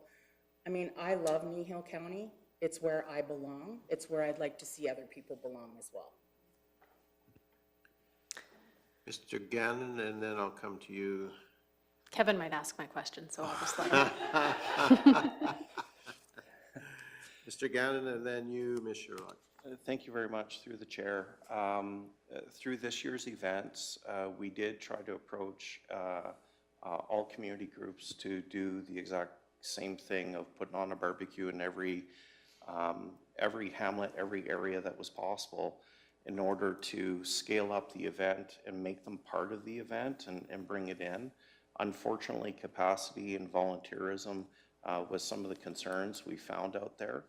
So I just want to provide that feedback to council to understand that we did try to incorporate a community-based approach on this, and we could try that approach again, but most likely we would have to do the event and we would have to do those portions of it to make sure that that would move forward to ensure a guarantee of that format.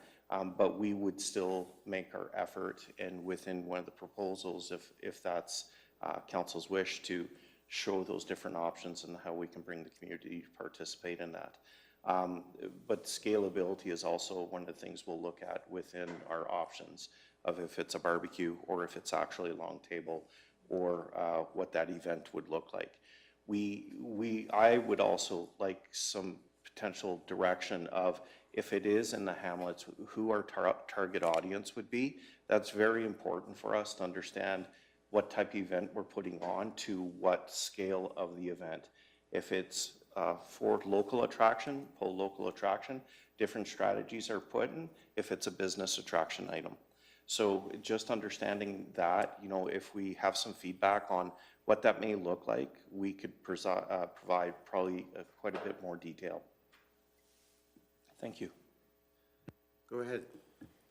And that was going to be my ask for clarification on who the target audience would be for this, if we are moving this around. Yeah. Okay. Councillor Phobes? I think your target audience is the same as what we're currently doing. You want the visitors to come in, but you also want the residents to participate as well because of our local businesses. And that's why I thought moving it around the county would be delightful every once in a while, because it would allow those local businesses to be highlighted a little more than normally if they can't attend or whatever. I just think we need to grow this in a different way where it's not costing the ratepayers the amount of money that it currently is. So before we take this conversation any further, a question I would have for council in general is, what do we feel might be a fair cost? What are we willing to invest in an event like this? And what would be the max of money that we'd want to put into this and have to subsidize an event like this? Like right now, we know what it costs us in the last few years. If we were to change the event and create a different event, my guess is it's like the country market is still going to cost us some money. So is there a cap of comfort level for council in terms of what we might consider setting as a limit? And Mr. Hogan, you go ahead. Through you, Mr. Chair, to build on what you're saying, I think that would be great direction or great input for staff to take away. One of the things in the conversation I see is if we do rotate it around, to try and attract, if the event is catering to locals but also visitors, you need a reason for visitors to come. At Horseshoe Canyon, we pay the additional cost because you get the experience of overlooking the canyon as you eat. You're not going to have that experience in a number of our hamlets. So if we're looking to attract outside visitors to come to those hamlets, you're probably looking at lower costs on some of the infrastructure that we already have there, and potentially higher costs on what makes that event unique that somebody from Red Deer, Calgary, Drumheller would travel for that event. You have the built-in uniqueness at Horseshoe Canyon, but you pay on the other side. So some direction, again, on, you know, what we see as that event that would, you know, I think attracting locals to that rotating event with a community-based barbecue type of thing makes a ton of sense. I don't know that with minimal cash inputs that you can attract visitors to that same event. You're not going to ask somebody to drive for 3 hours to have a hot dog. Well, and to me, there's two questions we haven't answered here, and one is the purpose. What's the purpose of the event? And maybe if there's more than one type of event we want, then we have 2 or 3 different purposes. And then the other question that we haven't asked is, at what level do we quit subsidizing? And at what level do we make the event self-sustaining, cost recovery? We host 2 events every year where we provide a free supper and we promote services and different things within our county. They're called ratepayer engagement evenings. Those definitely are not cost recovery, but we have a purpose for why we do them. So in my mind, one of the questions around how much are we willing to subsidize is, what's the purpose? So if the purpose is economic development and attraction of business and promoting businesses within Kneehill, are we prepared to subsidize that in order to push the agenda of economic development? If the purpose is entertainment for locals and an afternoon barbecue or an evening barbecue where we just bring our residents together to celebrate Kneehill County, that's a different purpose that's a different cost that I see being invested in those events. So really, we have to decide what event or events and at what cost are we willing to put those on, and what's the purpose? So to me, if we don't answer the purpose and how much we're willing to invest, we need to know the answers to those questions. So if it's economic development and business promotion, and we're going to have to subsidize, it doesn't have to be Horseshoe Canyon, but wherever that event has to take place, it needs to be a feature event within Kneehill County. If it's a promote Kneehill and businesses within Kneehill, like the country market, maybe we could do a barbecue there, but then are we going to attract food trucks and food services to that event if we're their major competition with a free barbecue going on? So again, we have to think about who it is that we want to come to the country market and who's going to be their competition. And if it's us, then likely we're not going to attract those type of businesses to that. We'll attract the other ones still, but not necessarily the other services. So, Councillor Cunningham. I think I rambled on a little bit about this earlier, about my purpose in it, but I just, again, it's that collaboration piece. I don't want us to split the economic and business development and the quality of life. Because if, as a business owner myself, when I looked to see where we were going to expand our business, I was looking to see what the community could do for us as a family. So if someone is looking and they're coming out here and they're like, wow, look at this sense of community, look at this, you know, activity that they're hosting, I feel a real sense of community here, I don't think we can separate those two.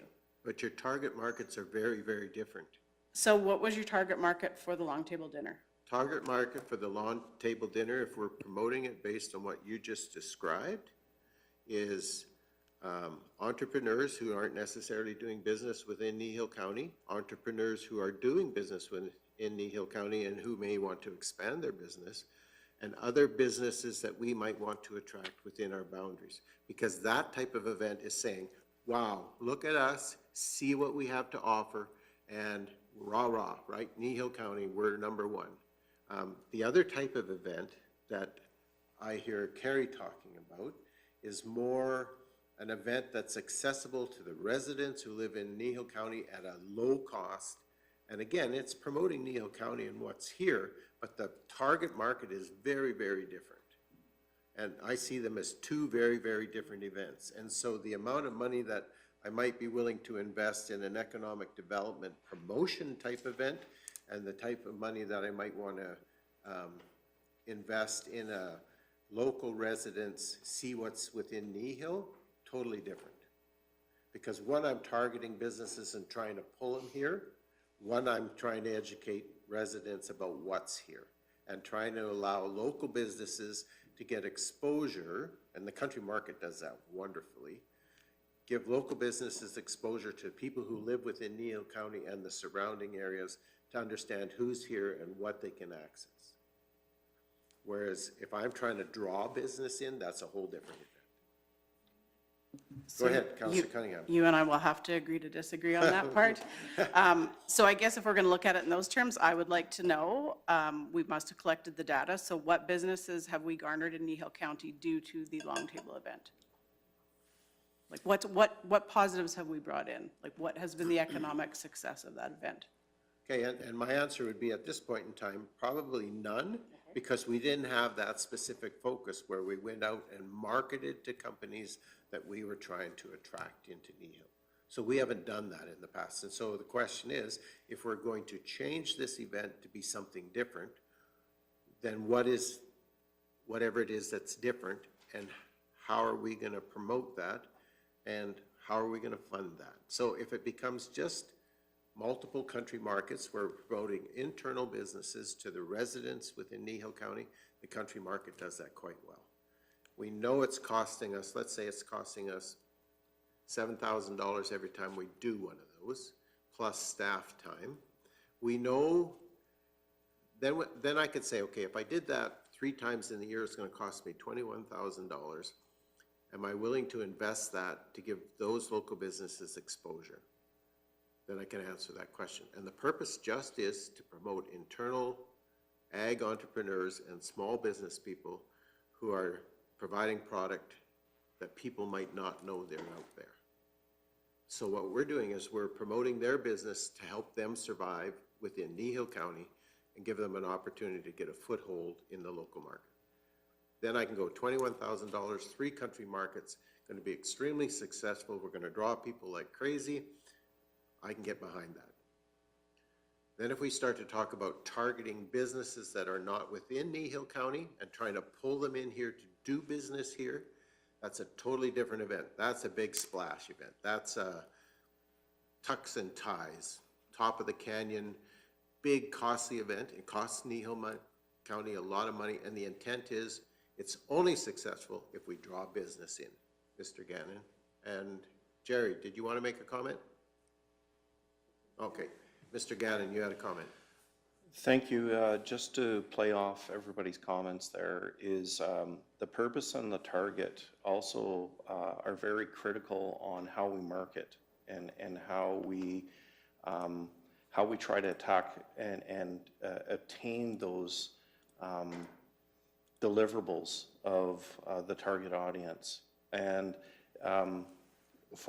if it's a local event, to promote just our local well-being and to promote great Kneehill County as it is, and bring individuals, ratepayer, tax notices, communication through, the communication is done completely different than, let's say, we're looking for outside investors, or we may have to go to somebody that's actually in that world of investment and ask them to start who would be interested to come to this event and really change the attraction model of how we pull. It can be multifaceted, as explained, a collaborative event. It could pertain to more than one target audience. But sometimes when you're putting on events and you're attracting businesses, businesses are not coming to pay $150 for an event for an opportunity. That's just not something that I've seen within the business world or been around. It's usually an attraction that is covered for the greater aspect of promoting growth within the region, and the strong business connections are there to bring them both to the table to have that conversation.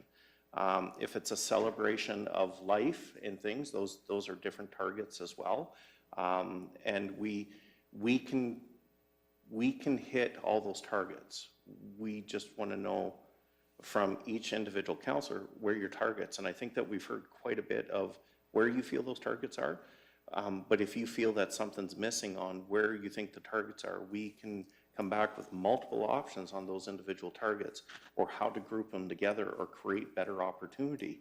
And we can work on that in the background, but we need to ensure that everybody's targets are understood and the purpose. And I would really like to go back to, similar to project management, is how does council deem success with that target audience? Is it bringing businesses here? Is it them actually starting the conversation and bringing people together? Is it the amount of people that show up for the event?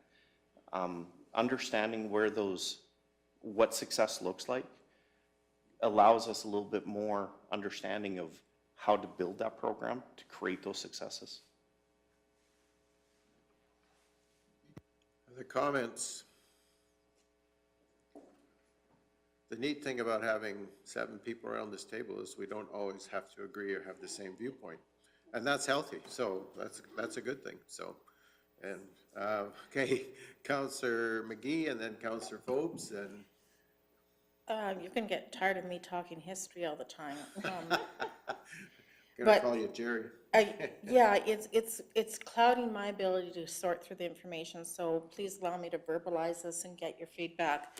I'm finding that this has also been a very confusing 2 years of you organizing this event, because one of the factors, I believe, is that we have lost touch with following our Horseshoe Canyon Master Plan and our task force, our focus groups recommendations. We have, and I believe some of what we had originally planned was to build on some of that vision that was coming out of that as then we throw in the fact that we've had a bit of a void with our economic development portion and had to just kind of, you know, we haven't been capitalizing as much as where we had laid the foundation prior to COVID and prior to us having a change in how we have our economic development person here. So with those two things comes more confusion, and I think that's where we lost our purpose and our sight. And so I keep going to the history piece, and what I'm hearing is maybe the history piece doesn't apply anymore, and that makes me nervous, because then what are we doing with the Horseshoe Canyon Master Plan and recommendations from our focus group? And is that, I'm suggesting that we need to have another conversation around Horseshoe Canyon, period, that revisits those plans so that we know how the connection is when it comes to these things. Not that it has to bear on what we end up having a purpose today, but for me, I think some of that foundation has been lost, so a good review of that I think would be really helpful. Okay, thank you for that. Councillor Forbes.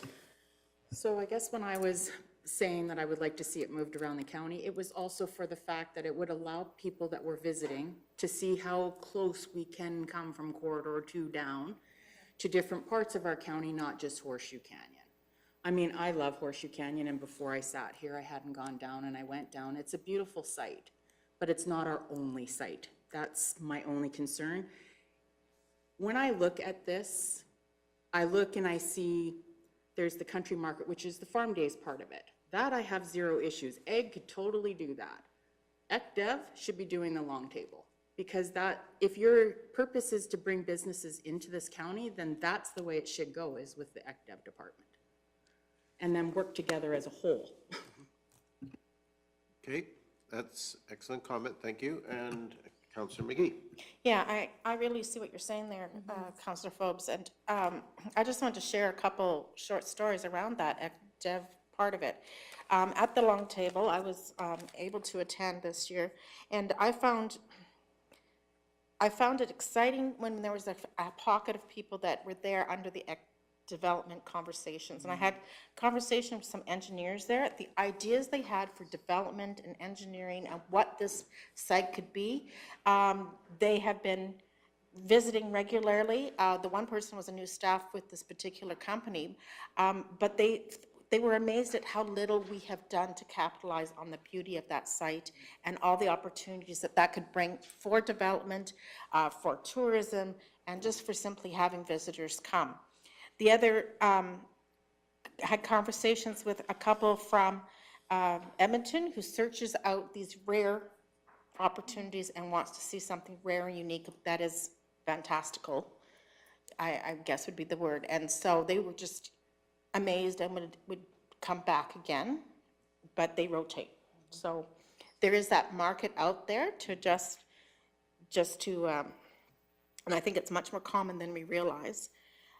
And we also then had a local developer invite people from outside of our community to come in. And again, they're amazed. They're bringing more family. They love this event. So there was a little pocket of what was the vision 5 years ago. And those stories are what the vision was 5 years ago. So, and those visions are all economic development type visions. So I really can see that, whether it's the actual tool we want to use at this stage of where we are with our economic development process, I'm not sure, but I still see that as a great way to highlight Horseshoe Canyon and what we need there. Okay, thank you for that. Just want to remind ourselves that we are actually on the second most traveled north-south corridor in Alberta, which is Highway 21. So even though we're not on the number 2 highway, we are on a major transportation corridor in Alberta. And it's getting used more and more and more all the time. So I think my brain needs a break from this conversation. And I'm going to allow one more comment from Councillor Cunningham, and we'll come back to this conversation after she makes her comment and we have a break. I just slid right in under there, didn't I? Yeah. Okay, I promise. Okay, so just a couple things. She promised. A couple things, yeah. You didn't Somebody give me a write that down. limit. Okay, so business existing breeds more business, okay? So the quality of our current business makes it attractive for new business. So that's just a point I wanted to make. Sometimes things don't have to be grandiose. So for example, this weekend, I'm hosting Moonlight Madness, Friday night in Three Hills. The community comes out, people are out there. I'm not saying it's going to, somebody's going to come and say, I'm going to open a business here, but they might, because they're going to see the sense of community. They're going to see the business community coming together. So those are things that we have to focus on, I really believe.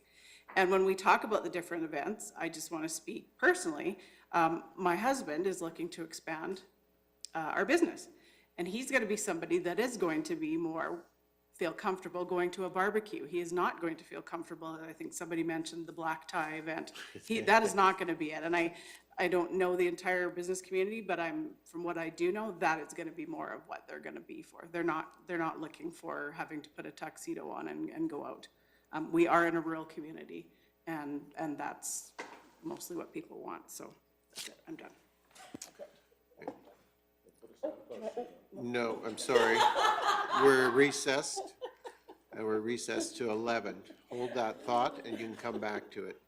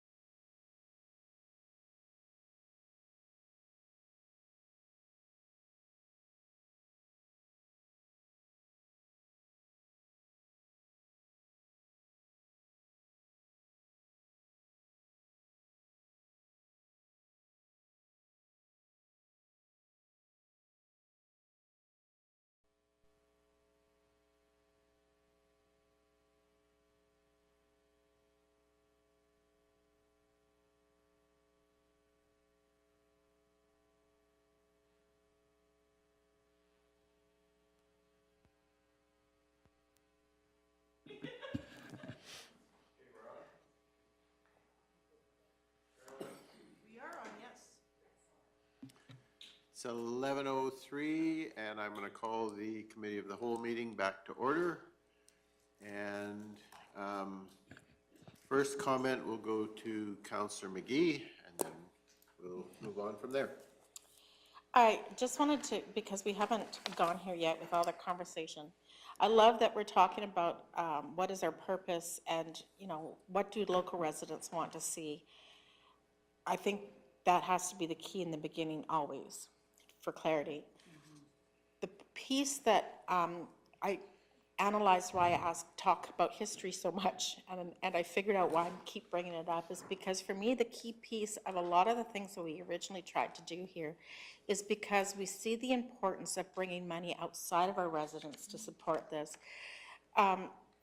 There's lots of great things happening here. We need to generate revenue that helps us build on what we have, that helps us get our infrastructure in place that we might like to have according to the Horseshoe Canyon Master Plan. And so some of those things we're hoping to inspire that outside revenue as well. And I just want to just make us aware that there is we need to be sure to incorporate that in wherever we go here. Okay, thank you for that. Any other comments? Mr. Hogan. Thank you, Mr. Chair, and hopefully hopefully I can draw some things in as opposed to just sending down a different other path entirely. So we'll see how this goes. So one of the things that to clarify that I've heard, and this might be a way of saying, okay, we've heard that. Maybe we don't need to talk about it more today, but maybe we do, right? But I'll put it out there. What I think that we've heard administratively is that there is broad support for the market event. Right? And I think administratively to us, that's been clear. So what we can do from there administratively is we can take that back. That's enough direction for us that council supports that event, supports the purpose of it. There's still some discussion that'll have to take place on the target market and that sort of thing, right? Those are some details. But in general, administration can go away and maybe compile a couple different options for that type of event. You know, do we do it once rotating? Do we have it 4 times throughout the summer in different parts of the county, et cetera? We can prepare a couple of those scenarios and bring them back for council's consideration.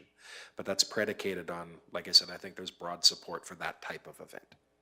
And generally we understand the purpose of that, and still details to be worked out. If that's fair, then really for the market side of it, we've got the direction we need to go back and do some work, right? The other component that we've heard a bit of is around the Horseshoe Canyon, the development of the canyon, the opportunity of the canyon, and it's tied in. So in the capital forecast that was put forward to council, you saw future expenses related to the development of the canyon. In the upcoming budget year, right, under some of those capital projects, you've seen the same thing, is you know, there are things planned for next year pending council approval. What I think that we've heard here is that there is support for continuing the development of, call it infrastructure at Horseshoe Canyon, or the ability to put things in place. I think it was Deputy Whitstock that said earlier in the conversation around how we develop that infrastructure there, which does lower the one-off costs of having events out there and fosters more event. And I think we've heard their support for that process. Ultimately, each budget year, there's going to be decisions that council needs to make along those lines, right? But if that's the case, I think we've got enough direction there through the capital plan, the capital forecast, and discussions that you of council have upcoming. Mr. Gannon, correct me if I'm wrong, but I believe Alberta Tourism is going to be coming in the near future to talk with the county or the council around Horseshoe Canyon. Correct. We have a couple of stakeholders that are going to come in and promote their plan to council, just to explain what's happening in the background. Yeah, so that's upcoming. So there is still progress on that, and I think what we've heard is that in general there's support for that gambit of activity to move forward. So I think there is that. When we had our campfire at the back while you guys were on break, I think the remaining question that we've got so that we can prepare things for council's consideration is council looking at some sort of purely economic development and I'm going to call it a marquee event, and that can be whatever you define it to be. So we tended in the conversation, I think, to get caught up a bit in the idea of black tie or tuxedo, and I want to abandon that. It doesn't have to be that. So when we're saying a marquee event, it would be, we're talking something that is directly related to existing entrepreneurs in the county, entrepreneurs from outside the county,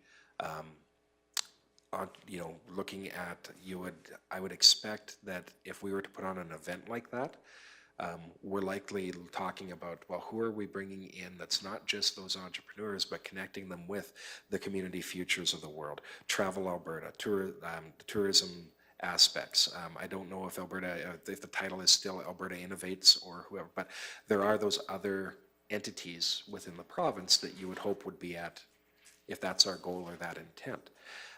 That type of thing, though, does require, I would expect subsidization through the county's ECDEV budget, because it's not often that you go to and say, hey, Councillor McGee, come check out this awesome business I run. By the way, it's going to cost you $100 or $150 to get through the door, right?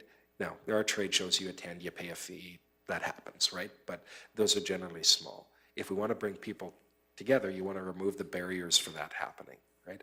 That's going to require a subsidy through ECDEV of some sort. So I think really what we're looking at is that of interest to council? And if it is, we can go back and play with that idea. But it's predicated on that the comment or question that Councillor King put out earlier is, do you want to put money into that? And I don't know that getting into, well, we were good with 10,000 but not 15 is necessarily the discussion for today. It's really, are you interested in that kind of event? And if you are, what would you deem as success in that event? And we can go back and try and put together, okay, here's what events that might accomplish that would look like, and here's what they'd cost. And then as council, you get to decide from there, are you in or not, right?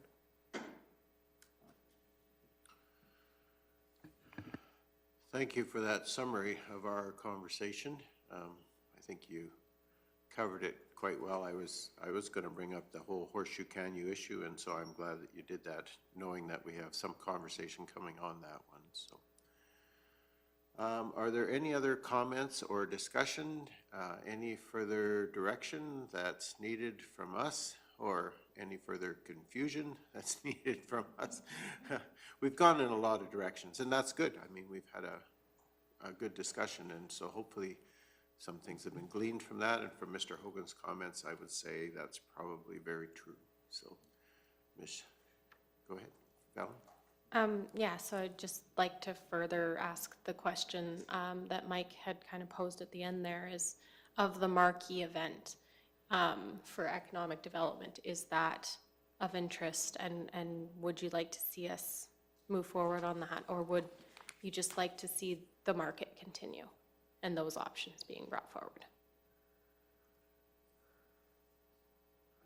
Councillor Cunningham. So I don't think I can answer that question now, and I think what I'm waiting for is for this, our first item on the agenda today was the information that Ms. Zeller is going to bring back.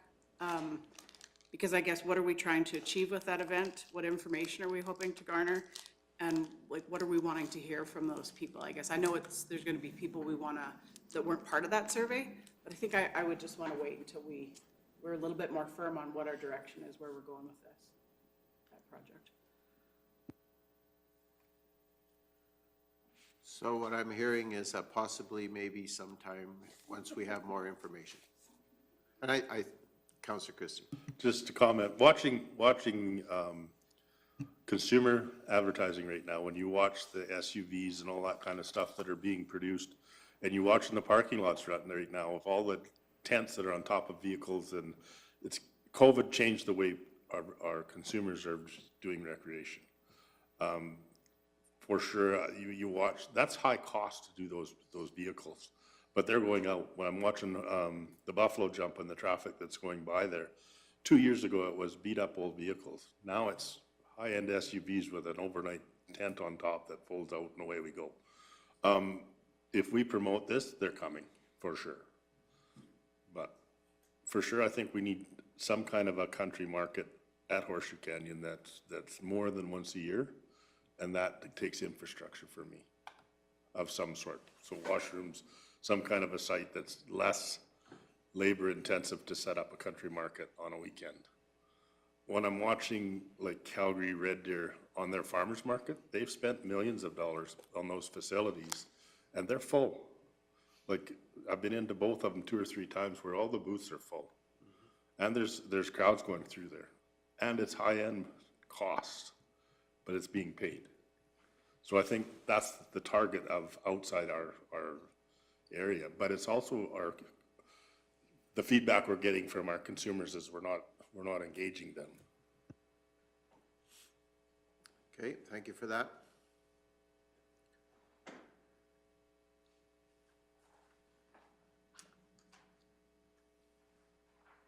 Anything else?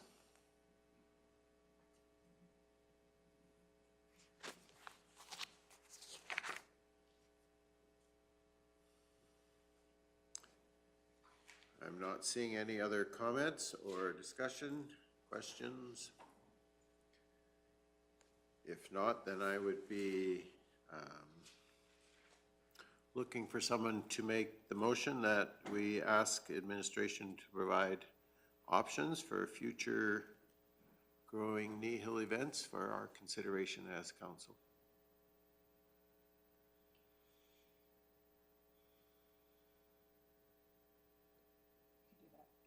Okay, Councillor Cunningham, thank you.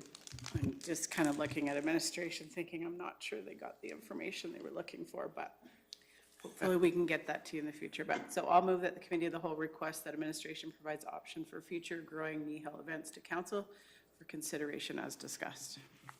And I saw heads nodding to say, yes, we did get the feedback that we were looking for. So I think that the robust discussion that we had and the different directions we went into were valuable. So thank you.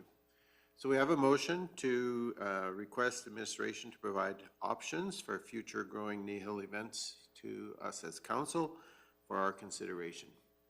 Any further conversation, discussion, or questions? I don't see any. Ken? Oh, sorry, Fallon.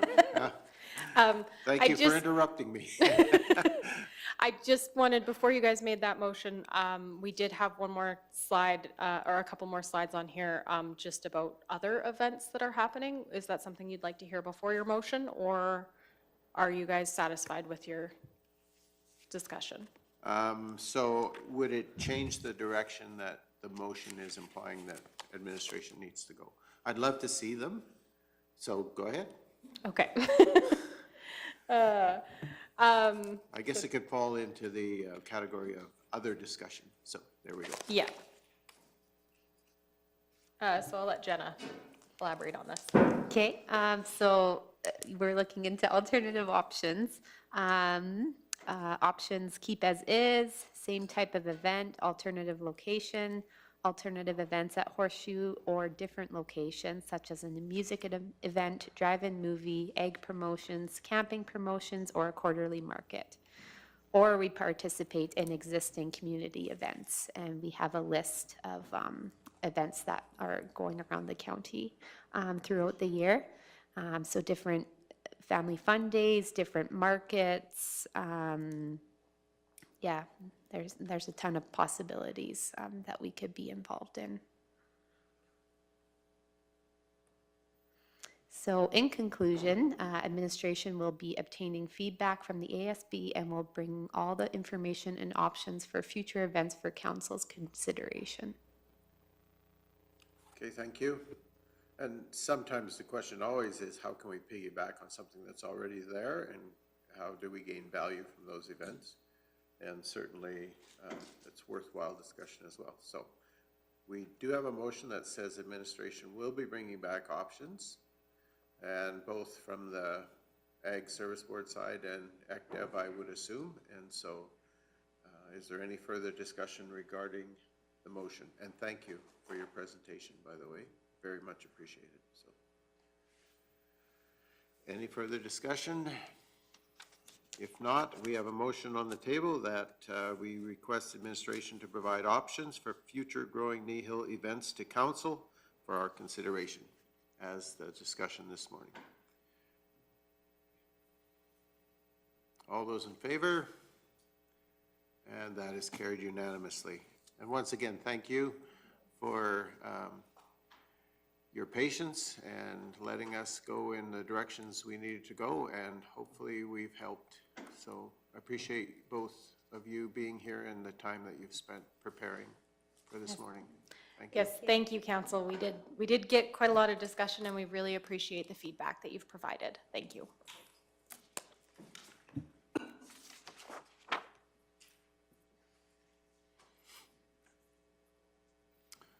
All right. Once again, we're on in our agenda to 2.4, which is the AUC engagement.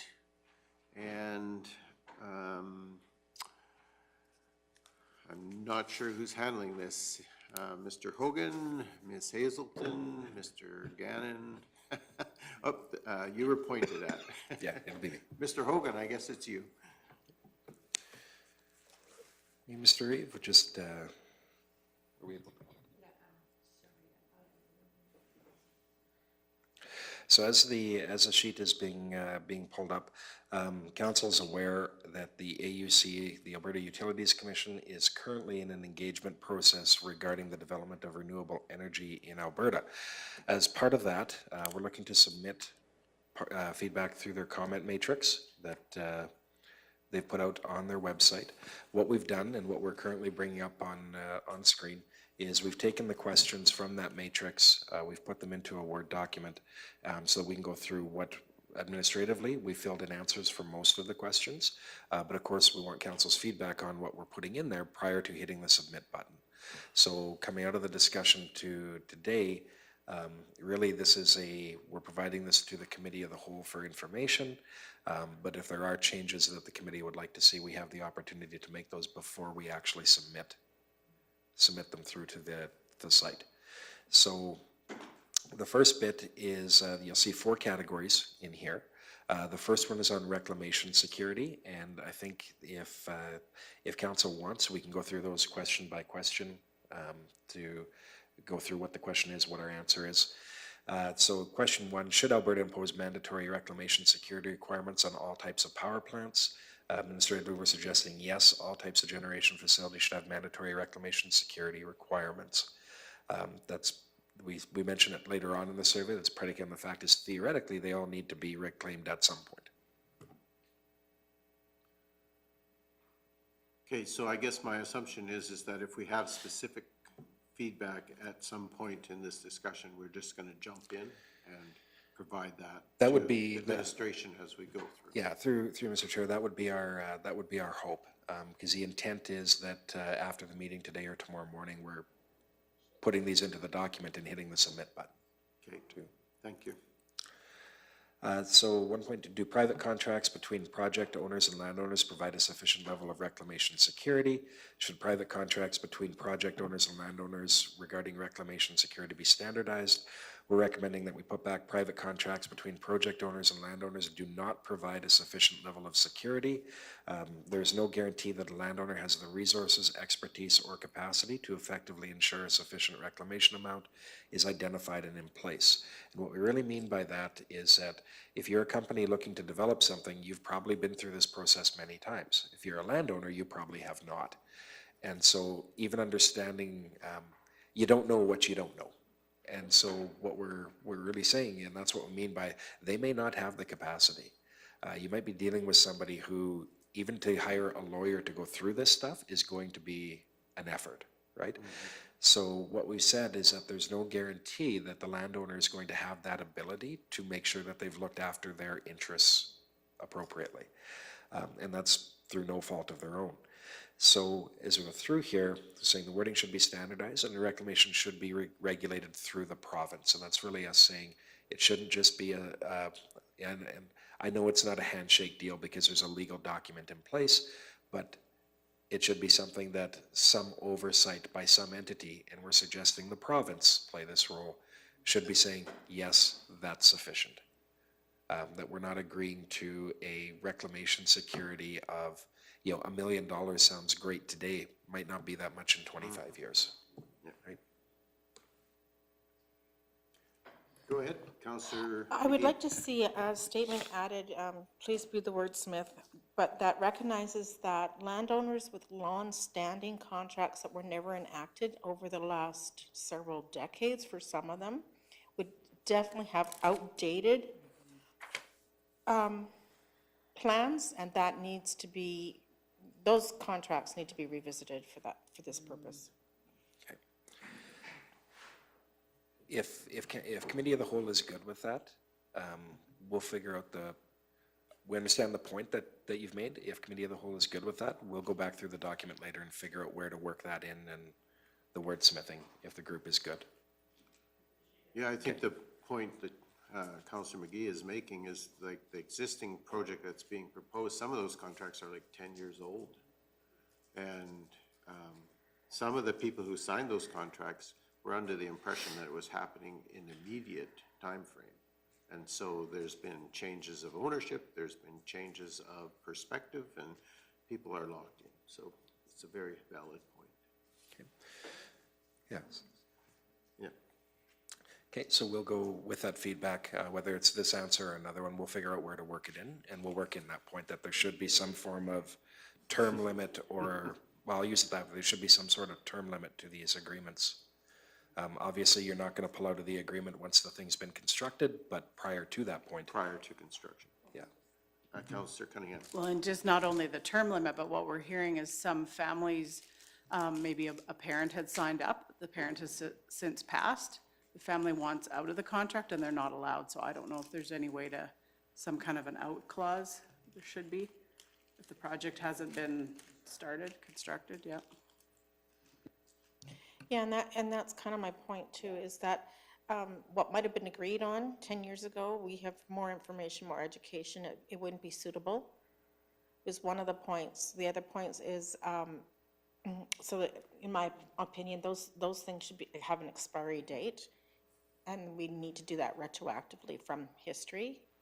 And I think that's such a strong concern with our residents in many different ways, that if you can bring up those old contract concerns in more than one question, I think that would be really powerful. So as we see other questions, I'm sure we'll tell you again. That might be the lead into the next question, is if new security requirements are imposed, should they only apply on a go-forward basis? We're suggesting all projects should be subject to security requirements, as theoretically all sites eventually need to be reclaimed, and the cost of doing that should fall to the project developer. So that's us saying that even existing ones that maybe there hasn't been security, that should be looked at.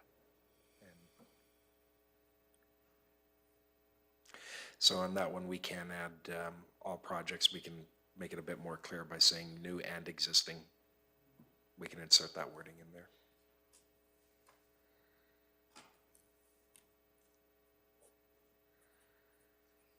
Could you also say that that protects municipalities and residents?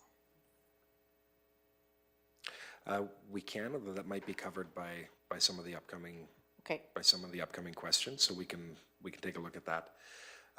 So what type of security should be required, e.g. cash, example, cash, letter of credit, surety bond, etc. Rather than outlining exactly what should be required, we've opted to recommend, let's just put a philosophy forward as the answer, is any type of security that can exist in place after events such as bankruptcies, dissolution, etc. should be considered. So whatever that tool is, we don't need to necessarily identify what it is today. The main point is that if a company, what we're seeing in the oil and gas industry is that a company goes bankrupt and all of these things go to the Orphan Well Association. We don't want to see that with these. So whatever it is, it should be able to outlive the company if the project is still in place. Yeah. Okay.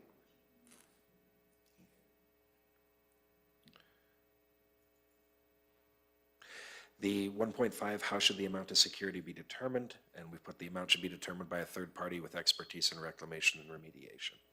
So basically a neutral party that say this is what we're looking at. When in the project of lifespan should security be required? We've said that basically this should be required prior to the commencement of project construction. So before there's a shovel in the ground, this security should be in place.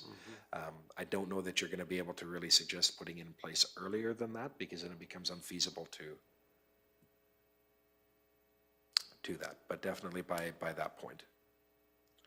So if we scroll down a little bit, 1.7, should the security be independently reviewed and updated during the life of the project?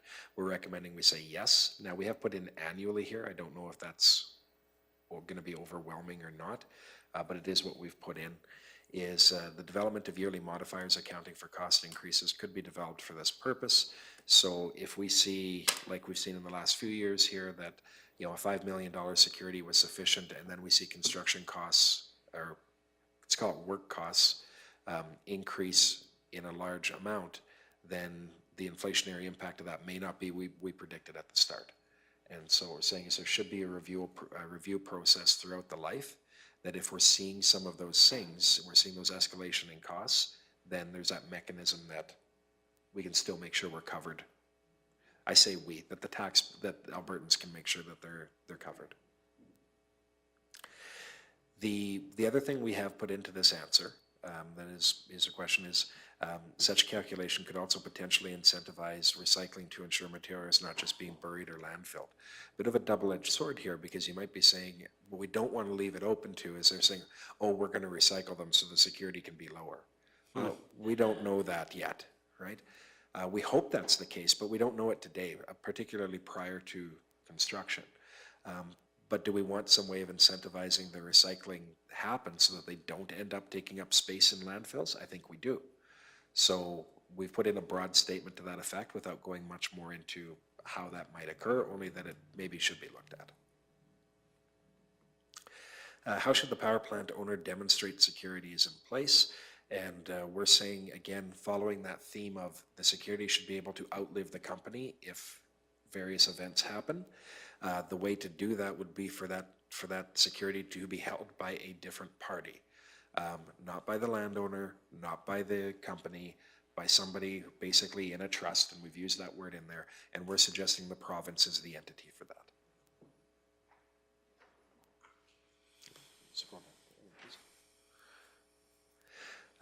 How should the security be structured to address the risk of bankruptcy? So we've really repeated this again. It should be held in trust by the province and collected prior to the commencement of construction. So it's not sitting in a corporate account and that company goes bankrupt and now it's an asset that nobody can touch because of the lineup of creditors. So the way of accomplishing that is you require it up front and you have a third party hold it. And that's really what we've said there. Who should hold and have oversight of the reclamation security program? And then it's a list of options. We've again followed that theme of this should be the domain of the Alberta government. It should not fall to AUC as a quasi-judicial agency who's doing the approvals. We don't feel it should fall to the landowner, given what we view as might be capacity or expertise constraints. And we definitely don't think it should be held by the municipality to undertake that work, given that we're not the approving agency and we're not, that's not our line of business. So going back to the approvals for that reclamation would ultimately come from Alberta Environment. It makes sense the Alberta government would be the ones holding that money. That's our take on it, at least. Are there Alberta reclamation security programs in place for other sectors that could be adopted? We've really looked at that word adopted, so it doesn't mean you choose the exact same thing, but maybe there's ones out there that give you a starting point. We've suggested that waste disposal sites like landfills and sand gravel excavations, which you incur a liability as you develop the pit, those might be starting points for a type of security program. Doesn't mean they'd be the exact ones, but they might be worth looking at. We did add in taking upfront security payments for things like offsite levies, and we'll maybe reword that one. But taking upfront security for developments and collecting charges like offsite levies, those are standard practices that municipalities use in development. So individuals who are developing things, this is part of the way the business works. So it shouldn't come as a real shock or surprise to large-scale developers. Are there other jurisdictions that have reclamation security in place? We don't know. We've kind of looked at that as that should be the job of the AUC to determine and to base a program on.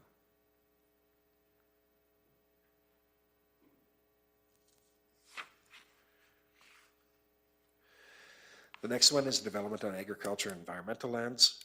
So 2.1 and 2.2 we've answered very similarly, is development should not occur on higher class lands, 1, 2, or 3, or in environmentally sensitive areas 1 through 4. Historically designated lands, category 1 through 5, should also be avoided.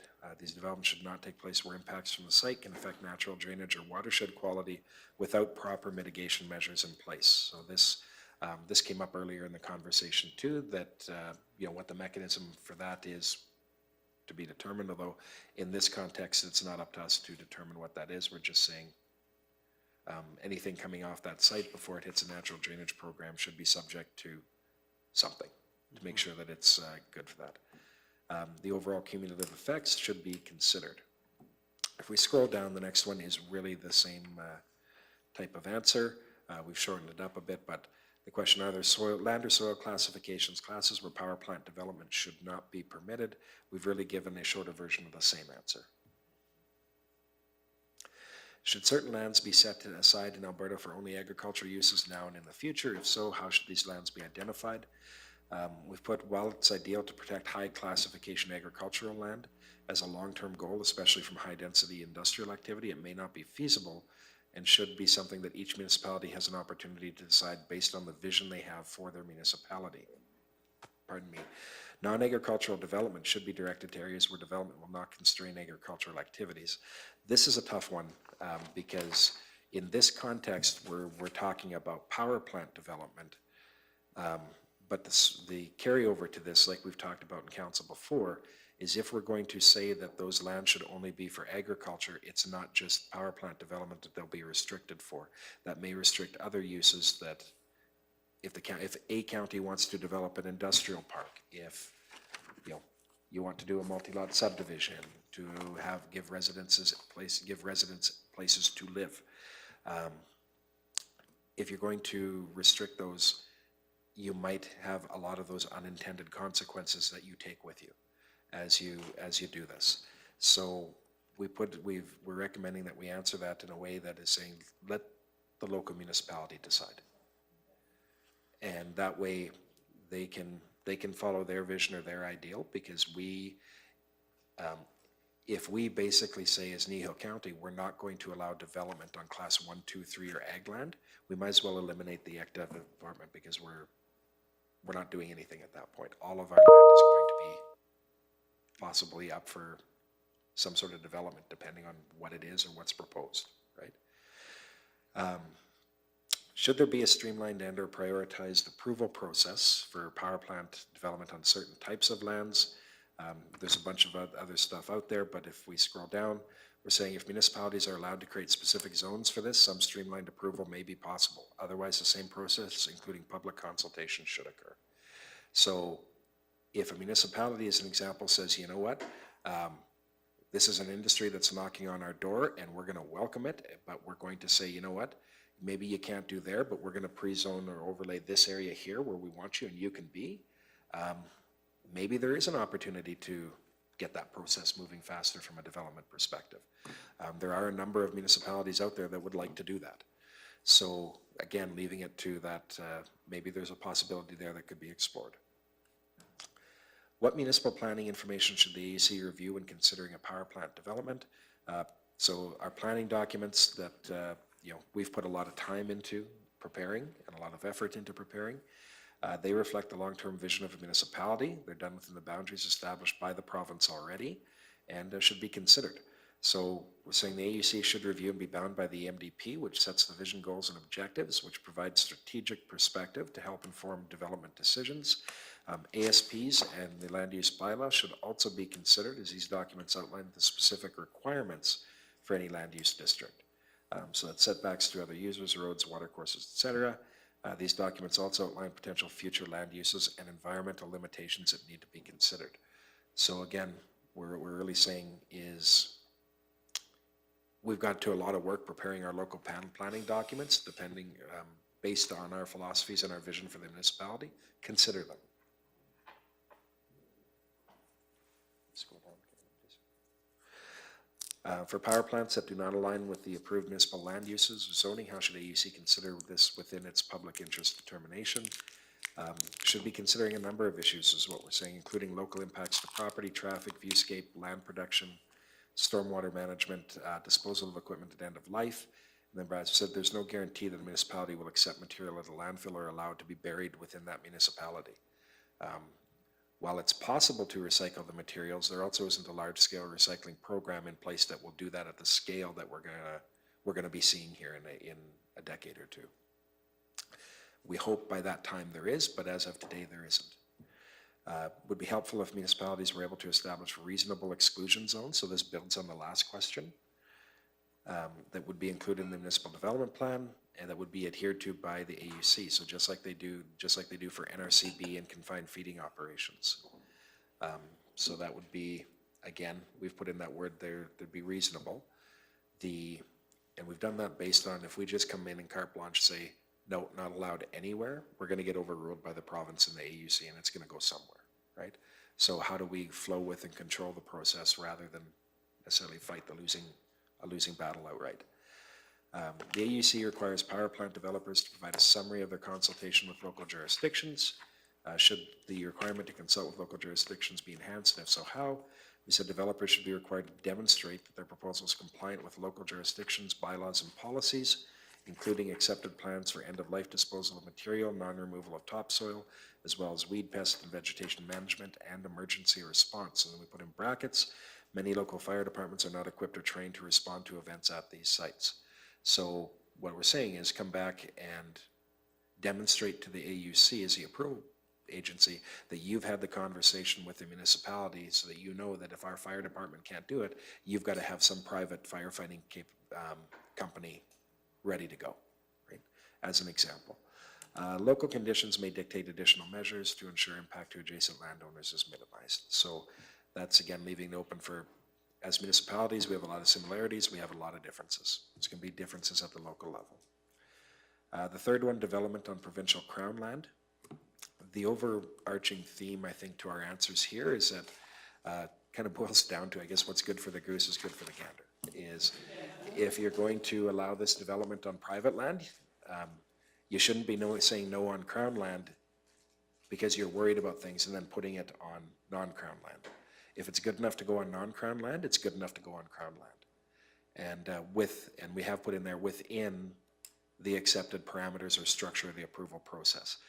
Environmentally sensitive land is environmentally sensitive, whether it's crown or private, right? So we've put in those, we're suggesting that we put in those factors as well, is anything that would make it unsuitable for private should also make it unsuitable for crown and vice versa.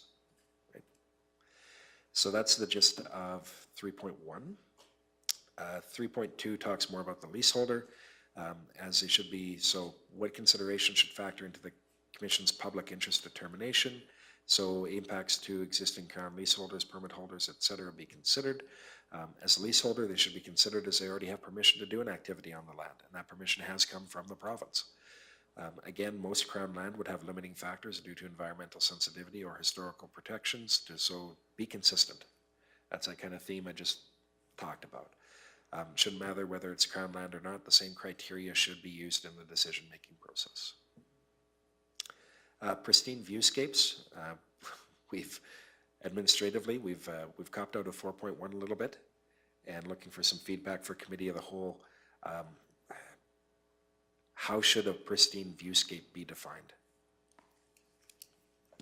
And that we found a very difficult one to attempt to answer. We've had discussions in the past around this table that, as a resident, you don't own your view. And so what is that pristine viewscape? How is that viewed?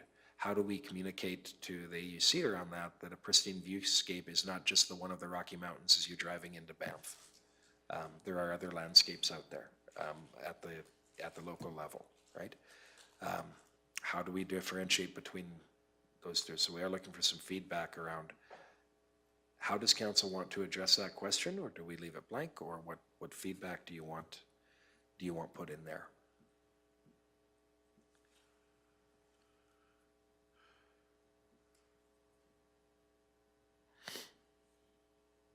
See, we obviously know that the value of a pristine viewscape varies depending on whether you're signing up for a contract or living in the area and not signing up for a contract. So the value of that viewscape varies even within the development area. Like, so the proposed development that's coming, that we understand is coming, there's obviously different priorities and values to how much that viewscape is worth. So the question really in my mind becomes, how far should that viewscape be impeded, and who decides whether it's impeded or not? And that's very difficult. Because basically pristine means unspoiled or clean, right? And so what spoils a viewscape? So I guess my answer to that question would be is if it's acceptable on Coach Hill, west of Calgary, should be acceptable in Kneehill County. If it's not acceptable on Coach Hill, west of Calgary, should not be acceptable in Kneehill County. Because the value of the people on Coach Hill is determined by the value of their properties. The value of people in Kneehill County is evaluated based on their scarcity.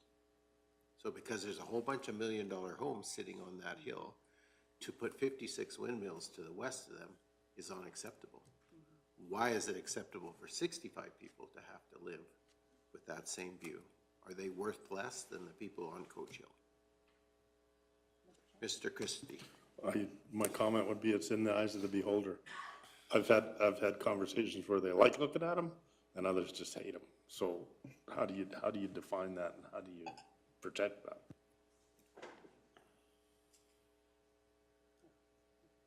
Councillor Cunningham.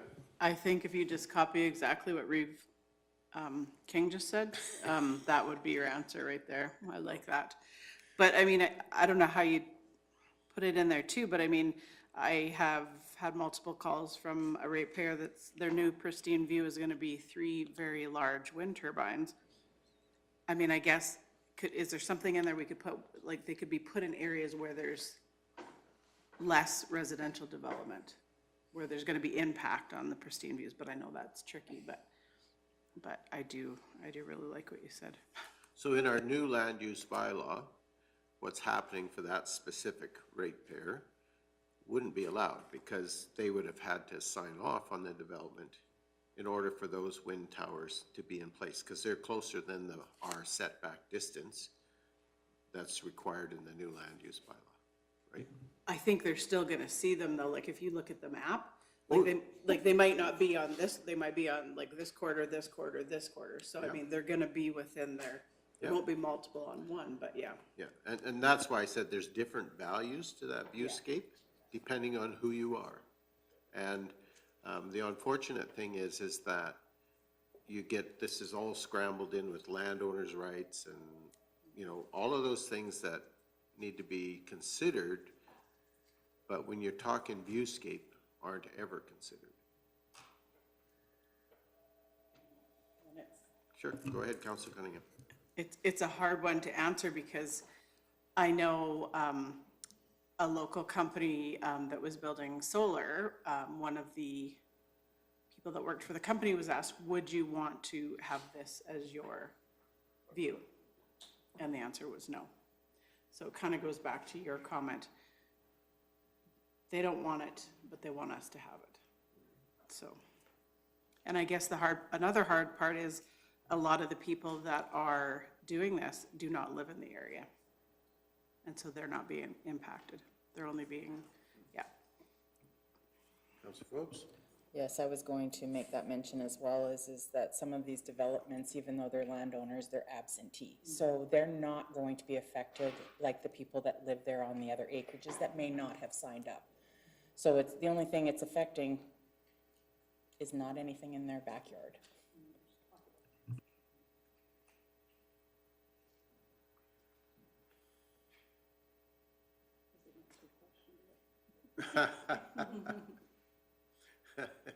He didn't like my answer. I've written down your answer. You know, how we put it in there, and that might be that might be how we have to do that, because I agree, it's gonna differ to people. You know, if I was out on an acreage and I could see a wind turbine a few miles away from one corner of my house, I'm probably not gonna be concerned about that. If I'm looking across the road at it, I'm probably gonna be more concerned about it, right? And that's gonna vary by individual, right? Like we've heard, some are not gonna see them. If I have an unspoiled view and all of a sudden there's a multi-well battery sitting across the road, I might have a concern with that. I know that's not in the context of this, but that's out there. So I think we can wordscape that based on your statement, Reeve King, around, you know, this is very difficult to define, but again, if you're not willing to put this west of Calgary or on Nose Hill Park, why should it be elsewhere? We'll wordsmith that a little bit better, but that'll be the basic gist if that meets with the Committee of the Whole's. Or you could say we could put them on the Highlands Golf Course in Edmonton, and that's acceptable, right? And the answer would be absolutely never. And it's, for whatever reason, there seems, and I understand partly why they think these need to be rural developments. But there's a value for people that's not being attributed in all this conversation. And so somehow there's a sort of a, I don't want to use the word, but I'm going to anyway, there's sort of a second-class value attached to a rural resident and the value of their view as opposed to the value of somebody who has a lot of money sitting on a pristine view, and their influence is much higher than just an average everyday person. So that happens in our society. That's the reality that's there. Is it fair? No. Do we like it? No. Are we going to be able to affect this? I don't know. But if we don't say it, then no one will hear it. The next one is, what criteria, if any, should be used to assess the impact of a power plant development on a pristine viewscape? So we've put some ones in there. So value of existing view, degree of change to the view, the period of time the view will be changed, typical activities that take place in the area, how wide is the impact, are there alternative views? So that again is a broad listing of things that we think could be used to, ultimately, we're not going to dictate the formula of how you develop that, but those maybe should be some inputs. The other thing that's not addressed in this at all is not just the viewscape, but it's the impact on what you hear. So I know of people who can't see a wind tower, but they're within 2 miles of it, and under the right conditions, they hear it. So I don't know how you address that issue, but you know, our limitation, I think, is 1 mile from a resident that hasn't signed the contract. I have talked to people who are within 2 miles, and they say under the right environmental conditions, they hear them. So that's something that's not being considered at all by AUC. And because the sound that they hear is below the acceptable threshold. So it's considered to be not important. But it does change the degree of enjoyment that the people have within their own yard because of what they hear. Mr. Christie. Just an observation, the Ghost Pine windmills up by us have 20 skids of sound equipment that they just park all over to basically diagnose any problems of the windmills from the sound up to a mile away. And they're just those little skids that you see, and I'm going, what is that? But that's what it is they're picking up the sound for service. Yeah. Next question, how should the impact on viewscapes be balanced against other impacts, so positive and negative, when assessing the public interest of a power plant? Does the response differ depending on the type or characteristics of viewscape? We've said using the previously noted criteria, not all viewscapes are created equally. Many things need to be considered. The impact may be to a low population count in a rural area, but the number of people impacted should not reduce the importance of the viewscape. So that, I think, that echoes the comment that you've made earlier, Reeve King. That's all right. Yeah. Do wind and solar power plants have the same impact on viewscapes? How do they compare to the impact on viewscapes from non-renewable power plants? Solar power plants impact the viewscape to those in the general vicinity. Wind power plants impact the viewscape for miles due to the sheer size of the turbines. Non-renewable power plants would impact the viewscapes of those closest to the footprint. So basically said is they're all going to have some impacts. It's, you know, again, it's, I think that's a bit of a poor question in the survey in terms of what you're hoping to get out of it. It's no different than, you know, a house is going to be different across the street from me than an apartment building there versus a high-rise. Right? They're all going to be different. Deputy Reeve Woodstock. Thanks, Mr. Chairman. I guess, you see, they didn't stipulate the size of the solar facility. I mean, if it's a quarter section, yeah, it doesn't really affect people a mile and a half away. Well, whether it does or not, but if it's 3,000 acres, it affects a lot more people. I mean, it's a lot more visible. Councillor Cunningham. Yeah, I just agree with what Deputy Reeve Woodstock said, but it actually is funny, the solar facility in our area, some people close can't see it, just depending on their yards, but yet there is people that say, depending where they're located, they can see it 2 miles away. So it's, you know, it's, you can't just put a general comment on it, depends where it's located, and yeah. I guess my comment would have been is because of the size of it, a 3,000 acre solar facility, I mean, it would be far more visible, in my view, than a quarter section of solar panels. Okay, thank you for that. Okay. That wraps up the comment matrix. When you go into the actual site, there is a 5th area, but that's really just, yeah, I'm authorized to submit this information, here's the date, etc. So they're not questions like this, but that, with the feedback we've got today, that's what we'll be submitting, whether it's later today or tomorrow morning. Councillor McGee. If I could go back to 2.5, please. Mr. Hogan, I would like to see somehow add a phrase that says that our planning documents have the insight of local expertise that is not always known otherwise.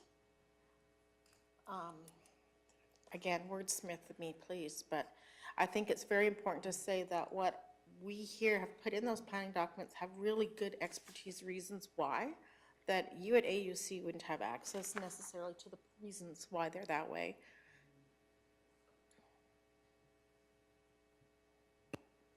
We can wordsmith that point in there somehow.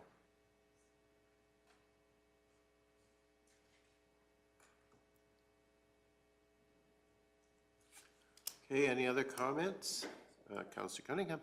I just, it just made me giggle when we heard public interest, because I know when Councillor Phobes and I were listening to the 2 lawyers, I wrote down one of their comments, don't municipalities represent the public interest? You are the ones that represent the local folks. So I just thought that was interesting. But I just want to go to 2.4, just more for my information, not saying that it's not correct there.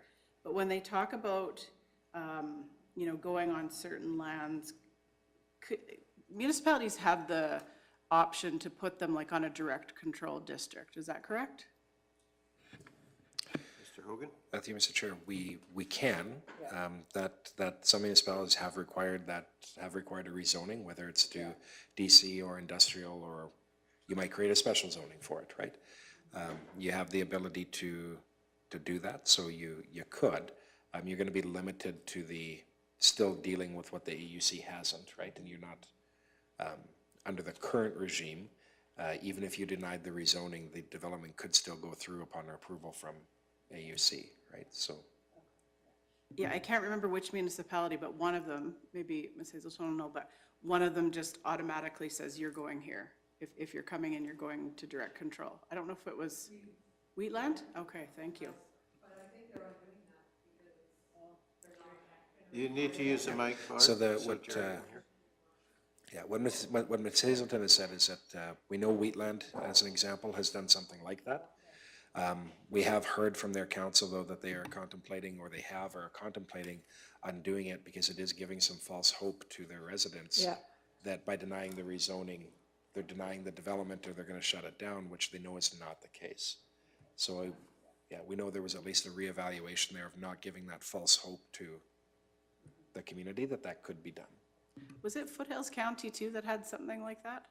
I'm not sure that Foothills, I'm not sure on that one. I do know, like originally Wheatland had designated areas for them, but again, you can't stop them if somebody goes somewhere else. No. So that was a challenge. Yeah, the other aspect from that, and we might be veering a little bit from the survey here, is that once the overall use is approved, even with a direct control where theoretically they need to come back for specific approvals, you really can't deny, you know, I'll use our example maybe to the north of town here.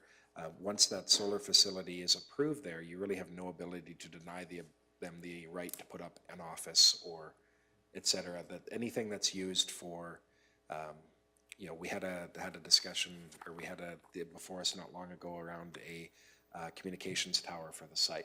Once you've approved the use, there's nothing but trouble that comes from trying to deny the things used for that use to take place, right? So there is, and so when you go into DC, you're forcing them to come back and giving opportunity for basically to get ourselves in trouble by trying to do some of those things. So now it depends on the nature of it. If it's a completely different use that they want to put on that site, DC would help with that. But if it's something needed for the operation of that site, there's really no ability or use to saying no to those things because they're required for the operation of that site. So the use of the two words direct control really implies something that's just not possible, right? So it's direct control as far as wind and solar is concerned is an oxymoron because it implies that you have some say, you have some control, and it's the farthest thing from truth because you don't. Because once it's approved, then what we have control over is very limited. And so by saying we're going to require them to change, that does increase the amount of hope that's out there in the community that maybe we have some say, when at this point we really don't. And that's what we're trying to accomplish through this process with the AUC, is to have more municipal voice in the decision-making process. So, yeah, I don't like the words direct control, especially in this case when we have no control, so. And we usually will use those districts when we don't want to allow somebody, like if, versus an industrial zoning, where you have multiple uses that somebody could contemplate on those sites. A direct control limits that and just says, no, we can rezone you, but only for A, B, and C. You don't get all the other potential. And that way it's some protection for adjacent landowners that you are limiting the use to, like we've done that with several. The honey farm is one that comes to mind, where they can only be a honey farm there. They're very close proximity to town and residents. And so that's when you use those and when they're ideal. It's, you really want to limit the uses allowed. Okay, any other comments or questions? Councillor Cunningham. Thank you for that. Yeah, it's just interesting to me. Just like to learn all about that. I can't remember if it was at the breakout session, but there was some conversation around just questioning what the province will do with the security and if they will not put it all on the developer and if there will be a piece to the owners, because they're saying owners have decided to take the risk. It's a gamble that they've chosen to take. So should there be any onus on the owners for cleanup? So I mean, it's all going to come down to what AUC in the province decides, but it was just interesting to hear that other side of it. Like one of the problems I have with the implication that the owner is willing to take on the liability for the reclamation is he's speaking for all of us Albertans when he makes that decision. Because if he doesn't have the ability in the future and the company doesn't have the ability in the future, we all know where that liability rests, and it's with the rest of us, taxpayers in Alberta, who pick up the bill on that. And even if it's the province that does it, the province's money comes from taxpayers. So, it's all one pocket that we're talking about, and so I do have a real problem with somebody who says to me, listen, I understand the process here, I'm willing to accept the liability in the future. Too many things can happen between today and way down in the future. Mr. Hogan. And I think to build on that, Reeve King, is I was going to go down that same route, is there's no guarantee that the owner isn't going to just walk away as well. You know, I'll say this, you know, I just don't want to give people ideas, I guess, but you know, I know it's happening out there. It's probably the way I would do it if personally I was in favor of doing this and was going to do it. Right now, I think the most part is we're dealing with landowners who are still continuing to own their land like they traditionally have. What I think you're seeing, and what I think you'll see the future of this is that if I have a couple of quarter sections that I want to sign over to a solar development, I'm going to start a numbered company. I'm going to sell the land to that company, and then I'm going to have the company lease the land to there. I'm going to be the sole owner with the ability to completely walk away from that company if something happens, having incurred no cost. So it goes back to that idea of however this works, it's got to be able to survive all of those elements. And it keeps driving me back to then it should be sitting with the province. If the province of Alberta ever disappears, we're in it anyway. So this is going to be the least of our worries if that happens.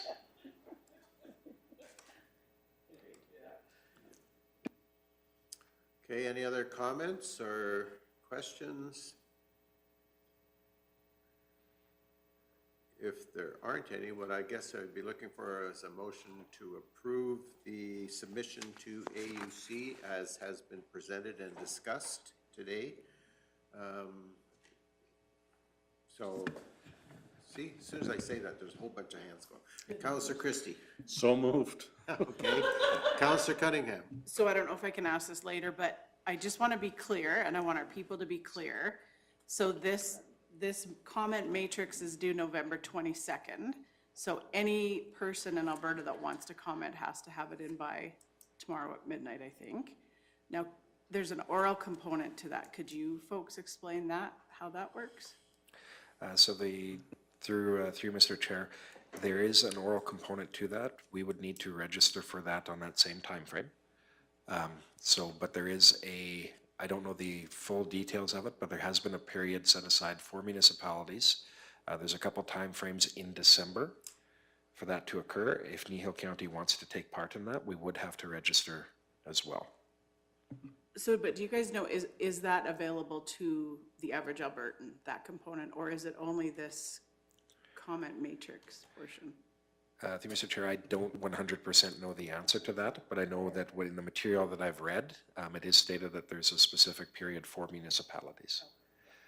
So I guess part of the follow-up decision to this is whether Kneehill County wants to take part in that and say basically the same things that we've written here or not.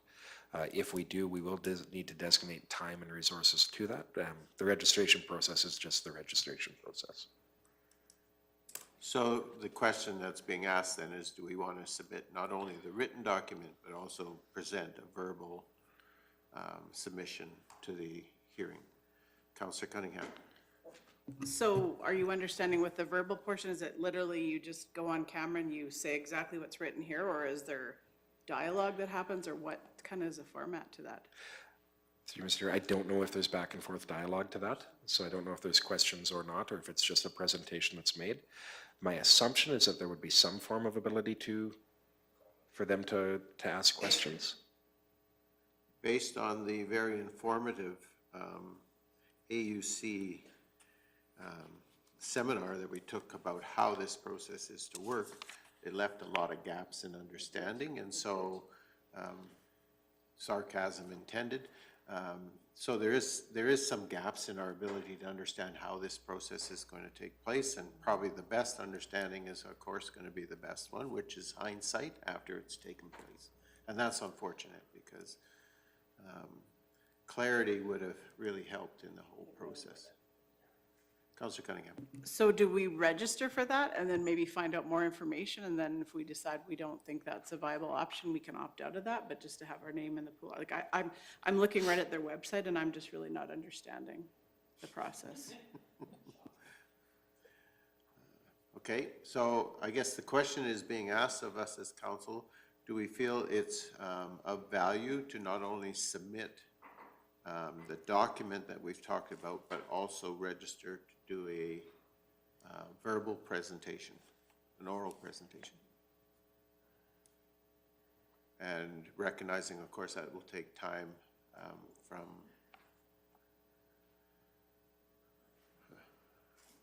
Are you wanting to comment, Mr. Hogan? Through Mr. Chair, that's the question we'd have for council. If you wanted us to register for that and back away later if that was the case, or go forward later if that was the case, we could do that. Councillor Cunningham. Again, I'm just looking at their website and I'm seeing municipalities December 11th to 15th, but I don't understand. Does that mean you're going to sit through all the submissions through the day? Do you have a certain time that you do? Like, I'm just totally not understanding their process, which Yeah, and is not surprising. Through Mr. Chair, that how that process occurs within those timelines, we don't know. So, I mean, if we were going to designate an individual to sit through the hearing, and we want them to be there for the entire time, then we're talking fairly substantial time commitment, and I don't think that's what we're asking for. Yeah, okay. Okay, so then the question again becomes, do we want to not only submit a written document, but do we want to register to provide oral comment and then decide whether that's of value and withdraw if necessary?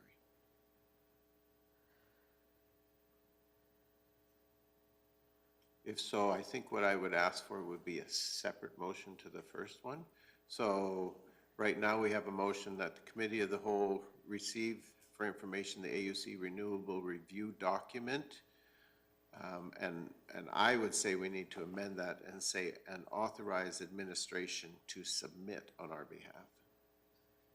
Mr. Hogan. Through that, as a Committee of the Whole, you won't be able to. Oh, right, we can't do that, right? Right? So what we're really doing here is we're understanding that we're going to submit this. We know we have the authorization to do it through the discussion. Right. But as Committee of the Whole, you actually can't do the direction Yeah, component exactly, of we it. can't do that. Yeah. Largely information or recommendations to council. By the next council meeting, this will have already been submitted. Deputy Reeve Whitstock. No, and that's, excuse me, and that was exactly the question I was going to ask about process. Because in this case, we have to have it submitted by tomorrow. So how do we make sure that it gets submitted by tomorrow? Because it is a recommendation for council. But I'm sure we can figure that out, and by the sounds of things, we have. Yeah, so the way that we take this, Mr. Chair, is council's accepting for information that this is what administration is going to be submitting on the county's behalf. Okay.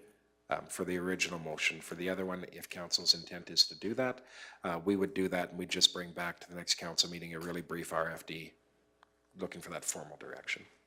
Okay. So you could do a second motion that council recommend, or the Committee of the Whole recommend council take part in the oral proceedings of the AUC engagement. We would have to bring that back to do the check mark on the proper process of the next council meeting, knowing that it will have already been done. Okay. All right, so we're good with that? Okay, so we have a motion on the floor about receiving for information the AUC Renewable Review document. Any further discussion related to that?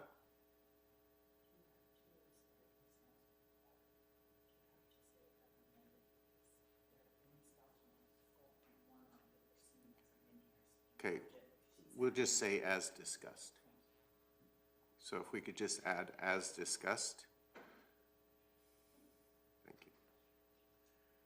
Okay, that just clarifies that. Everyone's clear on what we're doing? It's always important.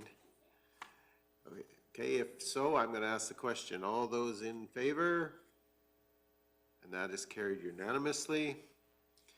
And then my next question would be is, do we want to do a separate motion regarding the registering for oral presentation? Counselor Cunningham, yes. I don't want any of our staff to have to sit there for the week, but I'm just wondering, would it be possible for you folks to get the information from the AUC as to what the exact process is for that? And maybe you don't even have to be signed up by tomorrow. Is the cutoff date tomorrow for that as well too?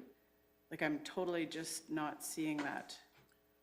I think if that's something, personally for me, if that's something that we want to do is to sign up for that, rather than take a chance on missing a deadline, I think we just sign up, and then if we feel that it's not of value, then we withdraw. I'd rather us sign up and then say, sorry, we're not interested in participating, than to go later and say, we would like to, and they go, well, you missed the deadline.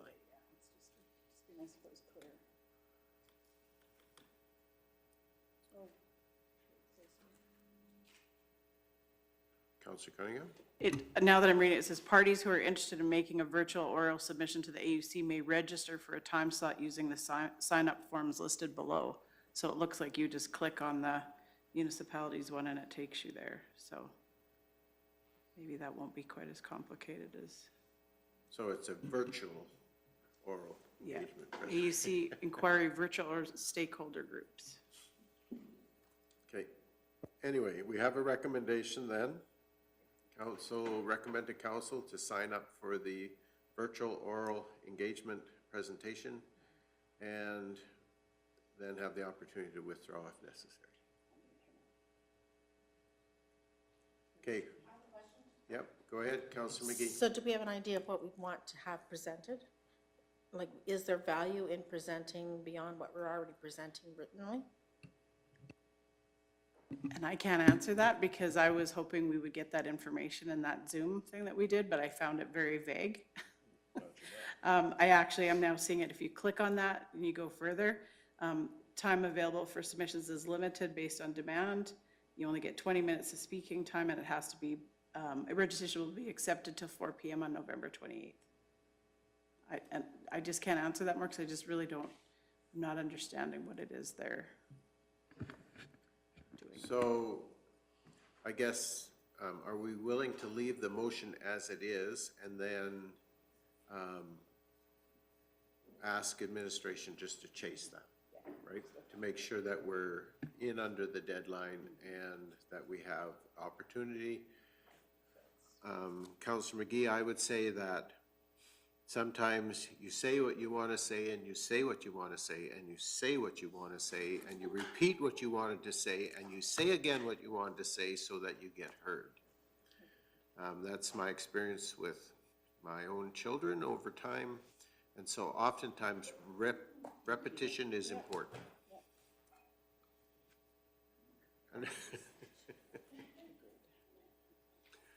So we have a motion that we ask, that we recommend to council that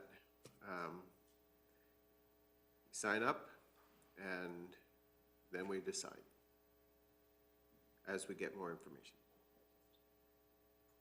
Any further discussion? Councillor Cunningham. So moved.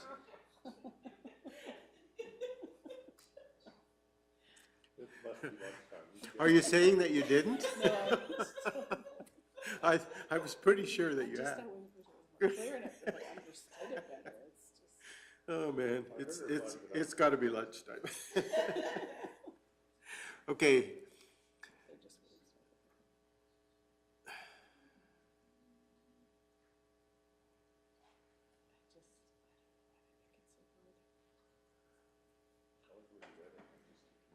Okay, are we good? We understand the motion that the Committee of the Whole recommend to Council that the county take part in the AUC oral engagement process and have the opportunity to withdraw if necessary. That's the motion. Everybody is clear? Okay, I'm going to ask the question. All those in favor? That is also carried unanimously. Thank you to those who developed a document for us and for the opportunity to have our say as well. And we are going to recess for lunch. It is 12:18 and we are in recess. And I'm going to suggest that we target being back here for 1.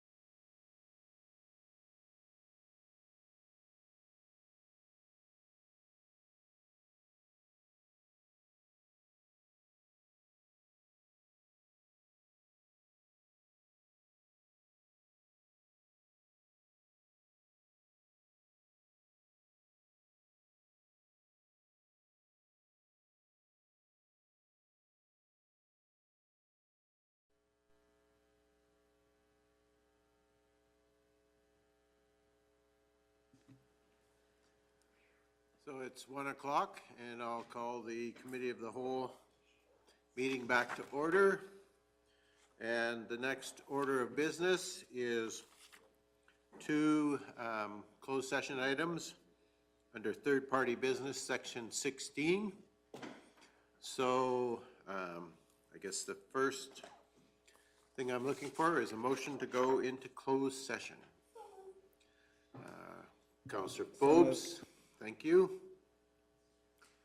We have a motion to go into closed session to deal with third-party business, two items under section 16. All those in favor? And that is carried unanimously. So we'll just recess till